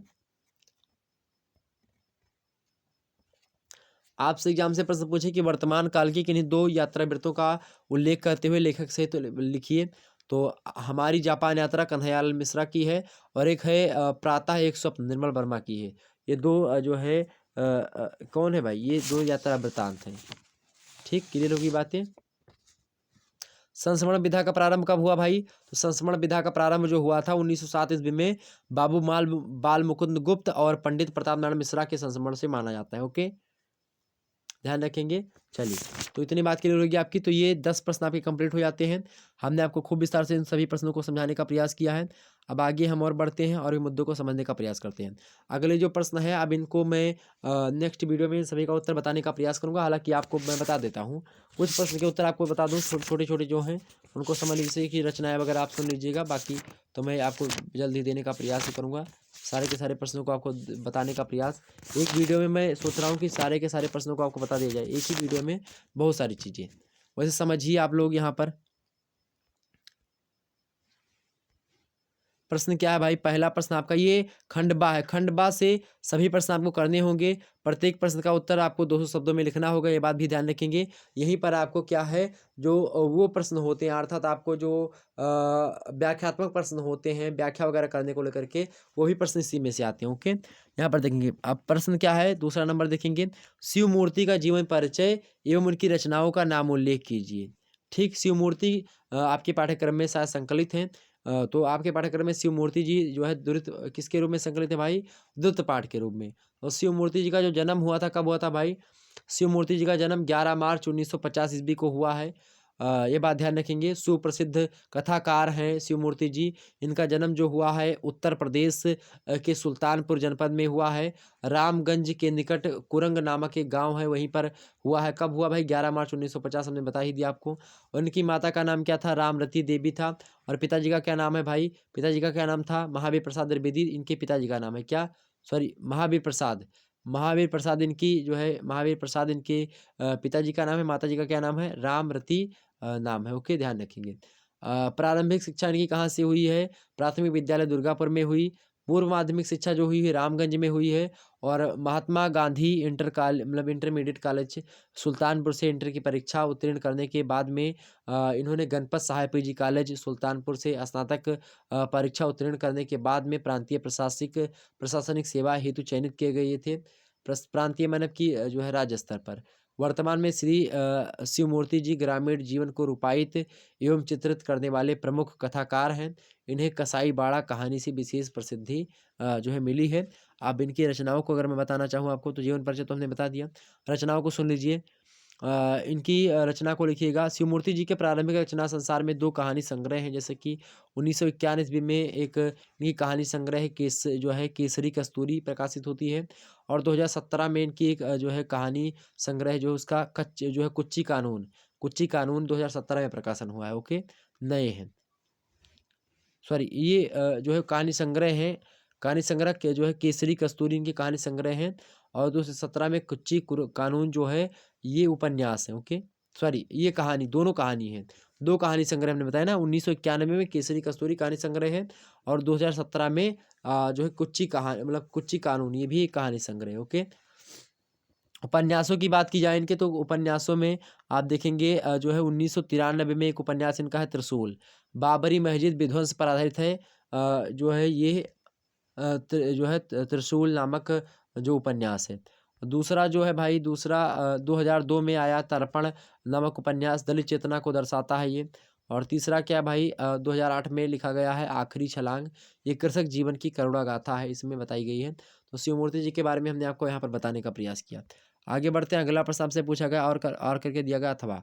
अब भाई आपको बता दूं कि जो है चाहे आप ये शिवमूर्ति जी का जीवन परिचय अगर आपको पता था, तो आप अगर ये प्रश्न आपने कर दिया, तो आपको ये दूसरा प्रश्न करने की कोई आवश्यकता नहीं। मतलब जो आर करके अर्थात अथवा करके दिया होगा, तो चाहे ये करोगे चाहे उसके नीचे वाला करेंगे, ये बात ध्यान रखिएगा। तो अथवा में आपको एक इसमें मजेदार बात ये होती है कि आपको लघु उत्तरीय प्रश्नों में अथवा करके दिया जाता है। तो एक प्रश्न अगर आप मान लेते पता है, तो पता है, दूसरा प्रश्न उसके स्थान पर आप कर सकते हैं। तो इससे आपको बहुत ज़्यादा फायदा होता है कि हो सकता है आपको दूसरा प्रश्न पता हो। चलिए दूसरा प्रश्न देखते हैं भाई। दूधनाथ सिंह एक कहानीकार के रूप में सशक्त हस्ताक्षर हैं, संक्षेप में उल्लेख कीजिए। और दूधनाथ सिंह जी की बात की जाए, तो दूधनाथ सिंह जो है आ कहानी आंदोलन कहानी का वह दौर था, जिसमें 7वें दशक का उत्तरार्ध, जिसमें एक तरफ यदि कहानी मतलब आ कहानी का प्रभाव अपनी सारी संक्रमणताओं के साथ लेखकों को अपनी ओर आकृष्ट कर रहा था, तो वहीं सामाजिक एवं राजनीतिक दृष्टि से भी व्यवस्था परिवर्तन की आकांक्षा को रूपायित करने वाली कहानियाँ की जा रही थी। उसमें दूधनाथ जी का जो है नाम अग्रणी रहा है। दूधनाथ सिंह जी ने कहानी के प्रभाव से अपने को सदैव अलग रखा, और इनकी प्रसिद्ध कहानियों में पिता एवं घंटा इनकी प्रसिद्ध कहानियों में शामिल है। ओके, तो बात की जाए इनकी जो है दूधनाथ सिंह की जी की और रचनाओं के बारे में, तो जैसे इनकी कहानियों में एक हो गई सपाट चेहरे आदमी। सपाट चेहरे आदमी ये दूधनाथ सिंह की जी की कहानी है। अगली कहानी आप बताएंगे क्या, सुखांत कहानी भी इन्हीं की है। पहला कदम कहानी किसकी, दूधनाथ सिंह जी की ही है। माई का शोक गीत ये भी दूधनाथ सिंह जी का जो है। और नमो अंधकार में भी कहानी दूधनाथ सिंह जी की है। और धर्म क्षेत्रे कुरुक्षेत्रे ये भी कहानी दूधनाथ सिंह जी की है। और निष्कासन कहानी, तो ये इतनी कहानियाँ दूधनाथ सिंह जी की हैं। और उपन्यास की बात की जाए, तो इनका आखिरी कलाम उपन्यास बड़ा फेमस उपन्यास है। कौन सा, आखिरी कलाम। कविताएं भी इन्होंने करी दूधनाथ सिंह जी ने, उनमें युवा खुशबू ये भी इनकी कविता है। एक और भी आदमी ये भी इनकी कविता है दूधनाथ सिंह जी की। और सुरंग से लौटते हुए ये भी कविता किसकी है, दूधनाथ सिंह जी की है। कुछ आलोचना ग्रंथ भी इनके हैं, जैसे कि निराला आत्महंता आस्था, ये भी किसकी है, आत्म जो है आलोचना किसकी, निराला आत्महंता आस्था, ये दूधनाथ सिंह जी की आलोचनात्मक कृति है। और अगली इनकी आलोचनात्मक कृति है महादेवी वर्मा एवं मुक्तिबोध। ठीक, तो ये कुछ रचनाएं थी जो कि किससे थी, दूधनाथ सिंह जी को लेकर के हमने बता दिया आपको। अगला प्रश्न आपके समक्ष है, तीसरा नंबर देखेंगे। ज्ञान रंजन की कहानियों का उल्लेख करते हुए साहित्यिक विशेषताओं का उल्लेख कीजिए। ज्ञान रंजन की कहानियों को बताते हुए आपसे पूछा गया क्या गया है, ज्ञान रंजन की रचनाओं का उल्लेख करते हुए साहित्यिक विशेषताओं को बताइए। सबसे पहले इनकी रचनाओं को देखते हैं भाई। तो इनकी रचनाओं को देखिएगा आप लोग। वैसे ज्ञान रंजन जी का जो जन्म होता, जीवन परिचय पूछे तो क्या बताएंगे, ज्ञान रंजन जी का जन्म कब हुआ था भाई। इनका जन्म जो हुआ था जो है ये सठोत्तरी कहानीकारों में शामिल हैं ज्ञान रंजन जी। इनका जन्म जो हुआ था 21 नवंबर 1936 ईस्वी को हुआ था। कब हुआ था, 1936 में हुआ था। कहाँ पर हुआ था? महाराष्ट्र प्रांत के अकोला नामक स्थान पर हुआ था। इन्होंने इलाहाबाद विश्वविद्यालय, हमने प्रांत को स्टेट बता दिया था क्या अभी? प्रांत स्टेट नहीं भाई, प्रांत माने होता है जिला वगैरह, ठीक है, बात ध्यान रखिएगा। तो महाराष्ट्र प्रांत के अकोला नामक स्थान पर जो है इनका जन्म हुआ था, किसका? ज्ञानरंजन जी का। इन्होंने इलाहाबाद विश्वविद्यालय से उच्च शिक्षा प्रदान मतलब प्राप्त करी। और इनके पिताजी का नाम था रामनाथ और उनका उपनाम था सुमन। और ये छायावाद के प्रमुख कवियों में से एक थे। कौन? रामनाथ रामनाथ सुमन जी। ओके, तो ये थे इनके जीवन परिचय के बारे में कुछ बातें। अब इनके जो है रचनाओं का पर प्रकाश डालते हैं अगर हम, तो ज्ञानरंजन जी की ख्याति जो है मुख्य आधार इनका कहानी विधा रही है। कहानी में इनको जो है प्रमुखता मिली है। 1964 ईस्वी में फेंस के उधर उधर और 1971 ईस्वी में यात्रा और सन 1977 ईस्वी में क्षणजीवी, इन सभी का प्रकाशन होता है। इनकी चर्चित कहानियों में अनुभव, अमरूद का पेड़, छलांग, फेंस के इधर उधर, पिता एवं घंटा, ये सब कहानी शामिल है। पहल नामक पत्रिका का प्रकाशन भी किसने किया है? ज्ञान रंजन महोदय ने किया। किसने किया भाई? ज्ञान रंजन महोदय ने किया। ओके,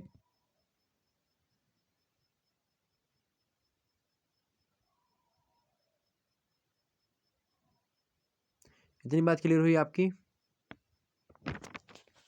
आगे बढ़ा जाए, चलिए।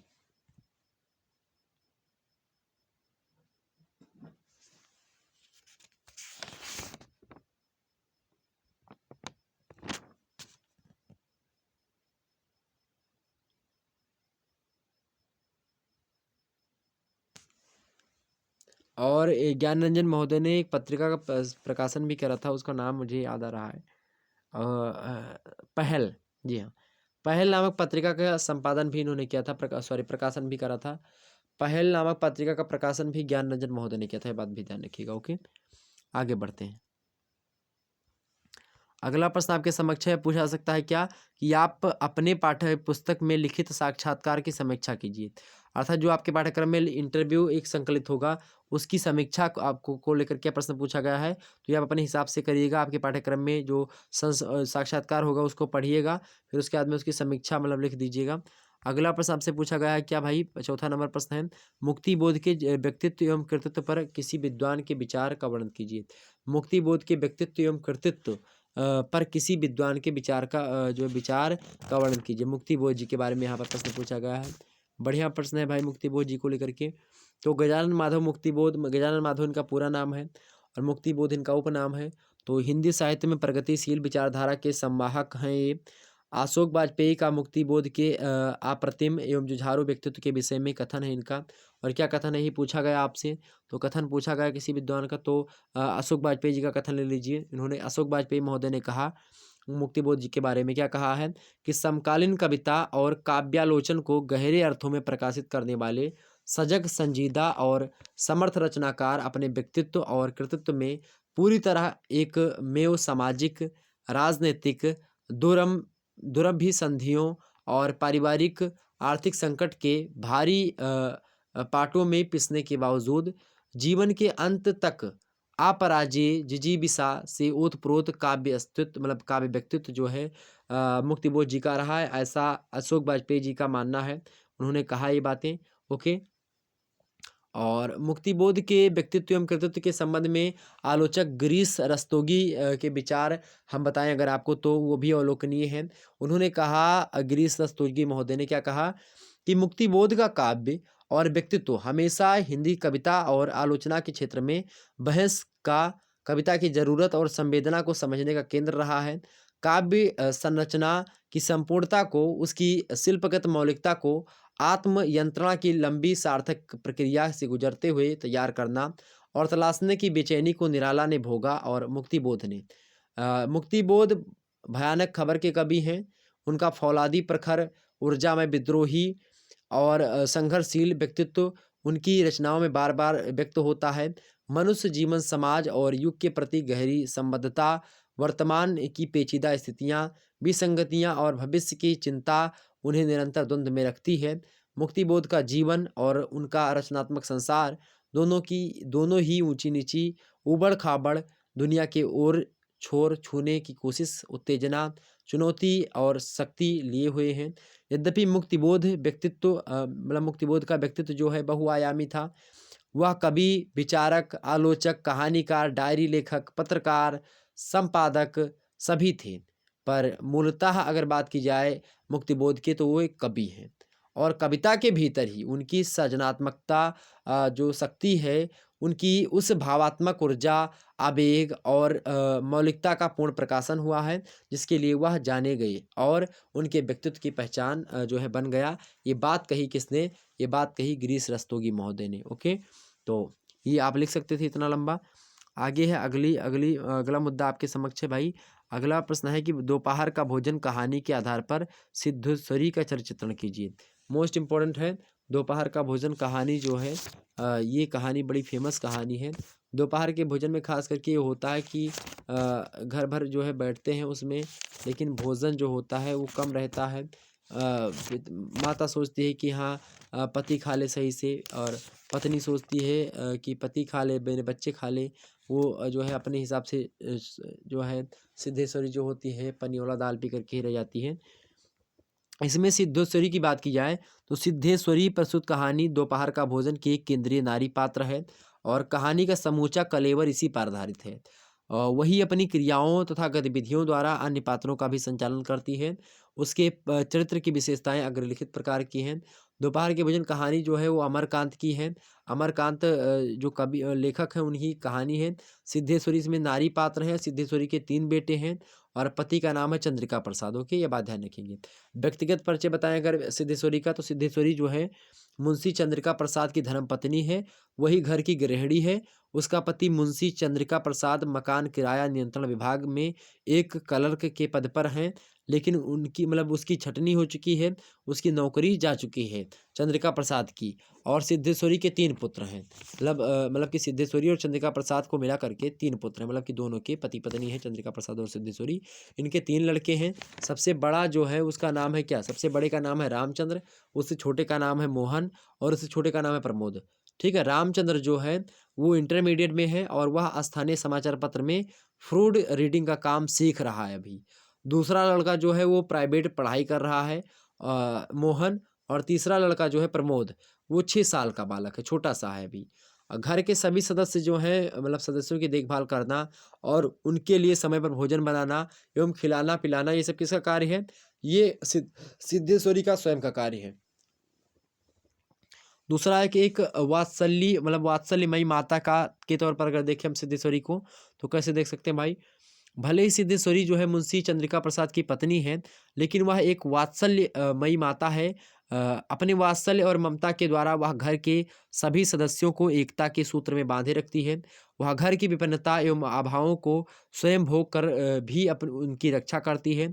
झूठ, सच तथा मीठी बातें बोल करके वह सभी का दिल रख लेती है। यदि पति के समक्ष रामचंद्र की प्रशंसा करती है, तो रामचंद्र के समक्ष मोहन की एक एक स्थल पर मोहन को पंखा झुलाती हुई कहती है। क्या कहती है कि बड़का तुम्हारी बड़ी तारीफ कर रहा था। कह रहा था कि मोहन बड़ा दिमागी है, उसकी तबीयत चौबीसों घंटे पढ़ने में लगी रहती है। ऐसा बता जो है वो बताती है सिद्धेश्वरी, मतलब कि एक लड़के से दूसरे लड़के से बताती है कि वो लड़का जो है बड़ाई कर रहा था तुम्हारा, ऐसे बताती है। ठीक है, उसकी ममता का पता तो इसी बात से चल जाता है कि वह स्वयं भूखी रह करके भी घर के सभी सदस्यों को भोजन करवाती है। एक कुशल गृहिणी के रूप में अगर इसका हम सिद्धेश्वरी का चित्रण करें तो कैसे कर सकते हैं? सिद्धेश्वरी जो है एक कुशल गृहिणी है। वह घर की आर्थिक हालात से भली प्रकार से परिचित है। अभाव एवं गरीबी के कारण से सारा घर भूख का शिकार बन गया हुआ है, मतलब बना हुआ है, और वह सभी का ध्यान रखती है। वह स्वयं भूखी रहती है और पानी पी करके सभी का पेट भरने की कोशिश करती है। उसने केवल 7 रोटियाँ उसने एक दिन की बात है कि उसने केवल 7 रोटियाँ ही बनाई थी, दोपहर का समय था। 2 रोटियाँ मतलब कि 2 रोटियाँ और पनियोली दाल, मतलब पानी ज़्यादा बहुत ज़्यादा भर दिया था उसमें, पानी दाल, उसमें दाल कम थी, पानी बहुत ज़्यादा था, उसी को पनियोली दाल कहा जाता है। तो पनियोली दाल जो है और चने की तरकारी बनी हुई थी, वो रामचंद्र को परोसती है, जो बड़ा लड़का है। उसके बाद में इस प्रकार से 2 रोटियाँ अपने पति को जो कि वो उनकी जो पति चंद्रिका प्रसाद उनको देती है 2 रोटी, और कितनी रोटी कुल मिलाकर के बनी भाई? 7 रोटी बनी, जिनमें से 2 रामचंद्र को मिल चुकी हैं और 2 जो मिल चुकी हैं वो जो है उसके पति को अर्थात चंद्रिका प्रसाद को मिल चुकी हैं। और जो है और 2 जो है रोटी मिल चुकी है किसको? मोहन को। मोहन कौन है? छोटा मतलब कि जो प्राइवेट पढ़ाई कर रहा है लड़का, वो दूसरे नंबर वाला। तो मोहन को भी 2 रोटी मिल चुकी है। ओके, लेकिन उसके लिए एक ही रोटी बची हुई। किसके लिए? अब 2-2 रोटी 3 लोगों को मिल गई तो 7 रोटी बनाई थी तो 6 ये रोटी बची अब। सॉरी 6 रोटी तो बच चुकी है, 1 रोटी बची अब। किसके लिए? सिद्धेश्वरी के लिए। अब जब 1 रोटी बचती है भैया सिद्धेश्वरी जी के लिए, तब होता क्या है? अब इसी में समझिए, अब दोपहर का भोजन है, इसीलिए इस कहानी का नाम दोपहर का भोजन रखा गया, ठीक? तो उसमें क्या होता है, जब 1 रोटी बचती है, उसके अचानक से क्या होता है, उसे प्रमोद का ध्यान आता है कि हाँ एक लड़का और है मेरा छोटा सा प्रमोद। तो प्रमोद जो है मेरे प्यारे दोस्तों, वह जो है आधी रोटी क्या करती है सिद्धेश्वरी, प्रमोद के लिए छोड़ देती है। अब आधी रोटी बचती है, उसको सिद्धेश्वरी जो है खा करके पानी पी लेती है। लेखक उसकी इस स्थिति का वर्णन करते हुए उस रोटी कहा कहता है, क्या लिखता है कि उस रोटी को एक कहानी में लिखा हुआ है ऐसे कि उस रोटी को जूठी थाली में रखने जा रही थी कि अचानक उसका ध्यान वो सारे मैंने होते हैं बरामदा, तो वो सारे में सोए प्रमोद की ओर आकर्षित हुआ। उसने लड़के को कुछ देर तक एकटक देखा, फिर रोटी को 2 बराबर टुकड़ों में विभाजित कर दिया। एक टुकड़े को तो अलग रख दिया और दूसरे टुकड़े को अपनी जूठी थाली में रख दिया। तदुपरांत एक लोटा पानी लेकर के खाने बैठ गई। उसने पहला ग्रास मुंह में रखा और तब न मालूम कहाँ से उसकी आंखों से टप-टप आंसू चूने लगे। तो ये चीज़ें हैं, कई चीज़ें हमने यहाँ पर बताने का प्रयास किया आपको। दोपहर का भोजन कहानी के आधार सिद्धेश्वरी का चित्रण यहाँ पर कर दिया हमने। तो अब इतने प्रश्न आपके कंप्लीट हो चुके हैं। अब थोड़ा-सा हम अब अगला प्रश्न जो आपका है भाई, ये कौन-सा है? ये गद्यांश को लेकर के है और गद्यांश कैसे पूछा गया यहाँ पर देखने का प्रयास करेंगे। गद्यांश क्या पूछा गया इसको देखें सभी लोग। फटाफट से वीडियो को लाइक और शेयर कर दीजिएगा भाई। गद्यांश भी बड़ा फेमस गद्यांश आपका आ चुका है। गद्यांश क्या आ चुका है भाई?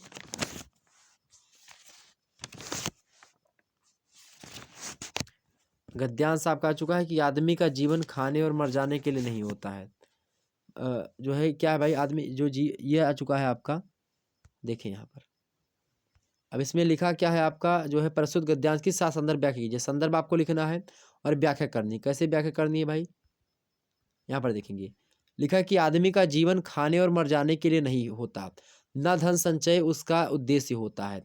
जिस दिशा में मैं हूँ वह मेरे लिए असहनीय हो गई है। मैं एक नए जीवन का सूत्रपात करने जा रहा हूँ, जहाँ मजदूरी लज्जा की वस्तु नहीं, जहाँ स्त्री पति को केवल नीचे नहीं घसीटती, उसे पतन की ओर नहीं ले जाती, बल्कि उसके जीवन में आनंद और प्रकाश का संचार करती है। मैं रूढ़ियों और मर्यादाओं का दास बनकर नहीं रहना चाहता। अपने घर में मुझे नित्य बाधाओं का सामना करना पड़ेगा और उसी संघर्ष में मेरा जीवन समाप्त हो जाएगा। ये जो बताया गया है, ये मेरे प्यारे दोस्त जो है जो ये गद्यावतरण है वो हिंदी साहित्य के महान कथाकार एवं सुविख्यात उपन्यासकार हैं मुंशी प्रेमचंद, उन्हीं के द्वारा लिखा गया है। एक उपन्यास है कर्मभूमि, उस कर्मभूमि उपन्यास से जो है अवतरित लिया गया है। संदर्भ में क्या लिखेंगे कि प्रस्तुत गद्यावतरण हिंदी साहित्य के महान कथाकार एवं सुविख्यात उपन्यासकार मुंशी प्रेमचंद द्वारा प्रणीत कर्मभूमि नामक उपन्यास से अवतरित किया गया है। प्रसंग में लिखेंगे कि पिताजी की बातों को कांत जो है, और पिताजी कौन है? समरकांत। तो समरकांत की बातों को अमरकांत जो है चुपचाप सुनता रहता है और अंत में उसका जवाब देता है। क्या जवाब देता है कि आदमी का जीवन जो है खाने और मर जाने के लिए नहीं होता है।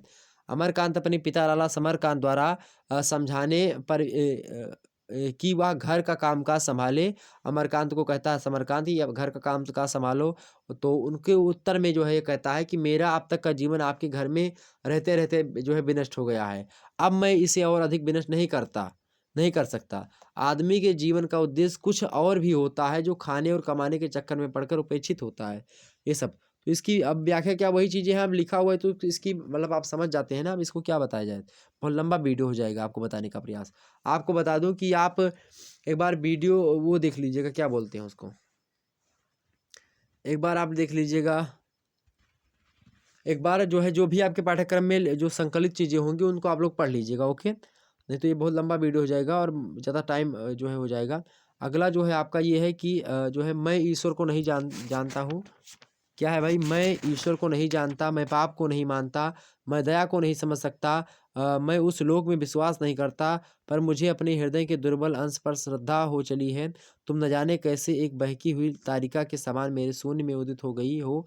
आलोक की एक कोमल लेखा इसे निबिड़ तब में मुस्कुराने लगी। पशुबल और धन के उपासक के मन में किसी शांत और एकांत कामना की हंसी खिलखिलाने लगी, पर मैं ना हंस सका। ये चीज़ ये कहाँ की भाई, ये कहाँ की है, ये किस पंक्ति की है? ये जो है आकाशदीप कहानी की है। आकाशदीप कहानी के उस समय की बात है जब चंपा निवास में निवास करते समय बुद्धगुप्त एक दिन सारी बातें चंपा के सम्मुख व्यक्त कर देता है। वह चंपा से प्रेम करता है, इसीलिए वह खुले हृदय से चंपा को सारी बातें बता देता है। तो ये कहानी जो है उसी की है। ठीक, ये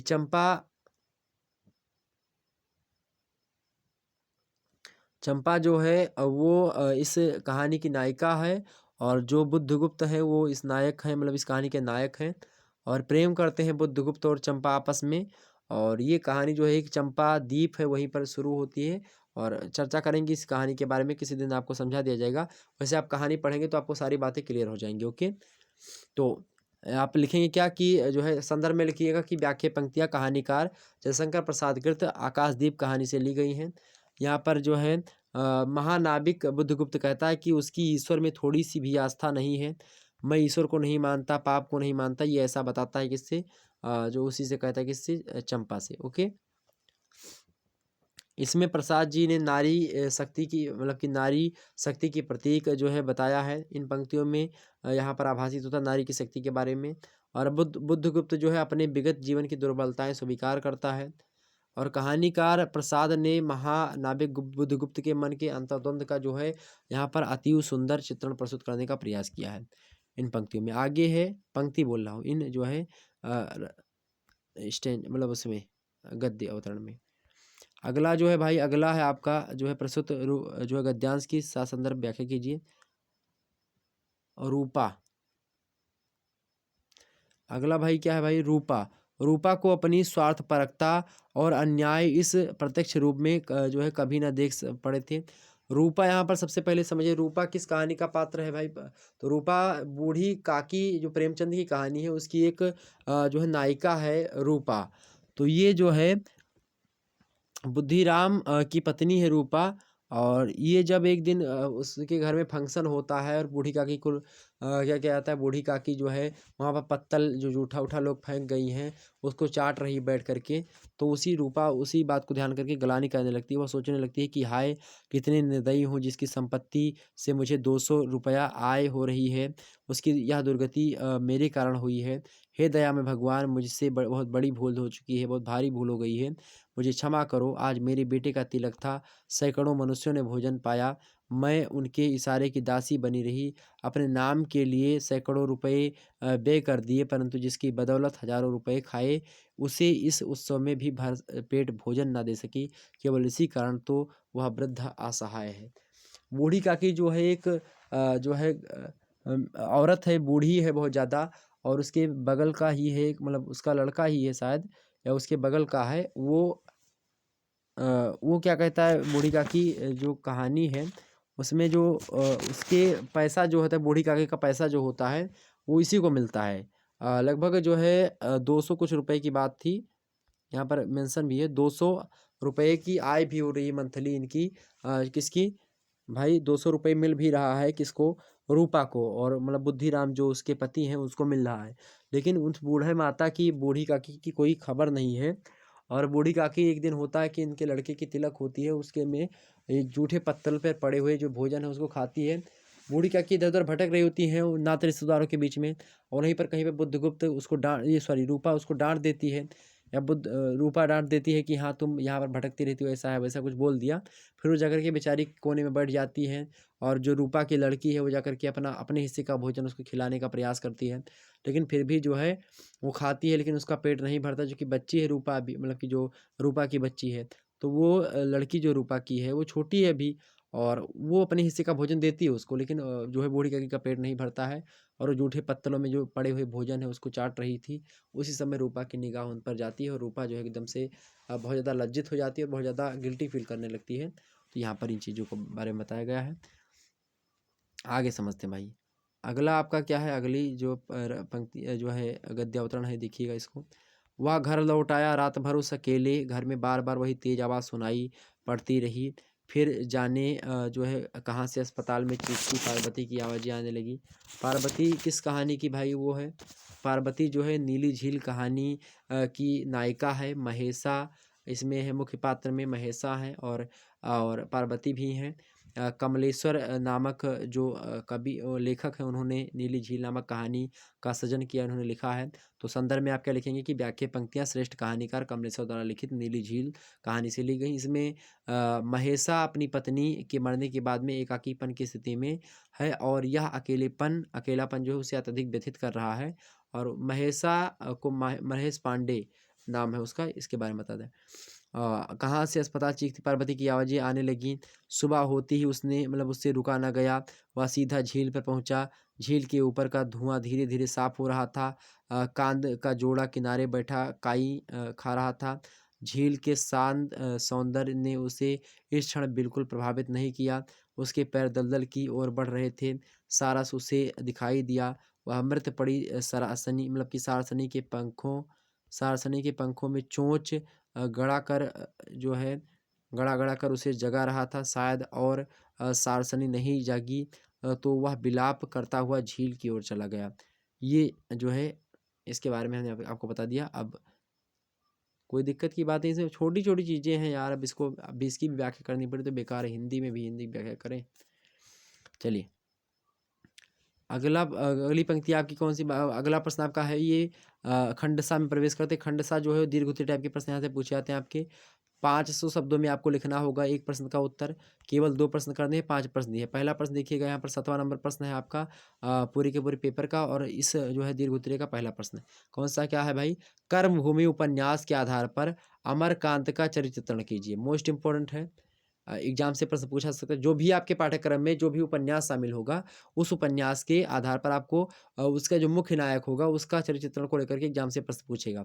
दूसरा इसी मतलब चाहे ये प्रश्न करेंगे, चाहे ये प्रश्न, दोनों में से एक ही करना है इनमें से, ठीक है? औपन्यासिक तत्वों के आधार पर त्यागपत्र उपन्यास की समीक्षा कीजिए। औपन्यासिक तत्व कौन-कौन से हमने अभी आपको बताया था तमाम सारे। कथोपकथन हो गया आपका, कथानक हो गया, वातावरण हो गया, भाषा शैली हो गई, उद्देश्य हो गया, ये सब हमने बताया, संवाद शैली सब हमने आपको बता दिया था ना, वातावरण, तो ये चीज़ें होती हैं। आगे समझते हैं, अगला प्रश्न आपसे पूछा जा सकता है एग्जाम्स में कि प्रसाद की महत्वपूर्ण कहानियों का संक्षिप्त परिचय देते हुए उनके साहित्यिक अवदान की विवेचना कीजिए। मोस्ट इंपोर्टेंट प्रश्न है। अगला प्रश्न आप लोग पढ़ लीजिएगा, आंचलिक कहानियों के विकास में रेणु के योगदान की विवेचना कीजिए। मोस्ट इंपोर्टेंट प्रश्न है। अगला प्रश्न देखिएगा आप सभी लोग, 10वां नंबर प्रश्न है, आत्मकथा क्या भूलूं क्या याद करूं का सारांश लिखिए। मोस्ट इंपोर्टेंट प्रश्न एग्जाम में आ सकता है। हरिवंश राय बच्चन जी की है क्या भूलूं क्या याद करूं आत्मकथा। अगला प्रश्न है, डायरी लेखन से आप क्या समझते हैं? डायरी लेखन के विकासात्मक इतिहास पर प्रकाश डालिए। मोस्ट इंपोर्टेंट प्रश्न है। एग्जाम्स में ऐसे प्रश्न बन सकते हैं, तो सभी प्रश्नों को तैयार कर लीजिएगा और 2021 का जो मॉडल पेपर है उसको भी देख लीजिएगा। मैं सबको प्ले लिस्ट में सजा दूंगा, तो आप सभी से मिलेंगे फिर नेक्स्ट वीडियो में। तब तक के लिए जय हिंद जय भारत। आप सभी का बहुत बहुत धन्यवाद हमारे साथ जुड़ने के लिए। इसी प्रकार से अपना प्यार दुलार बनाए रखिए। बहुत बहुत धन्यवाद मेरे प्यारे दोस्त।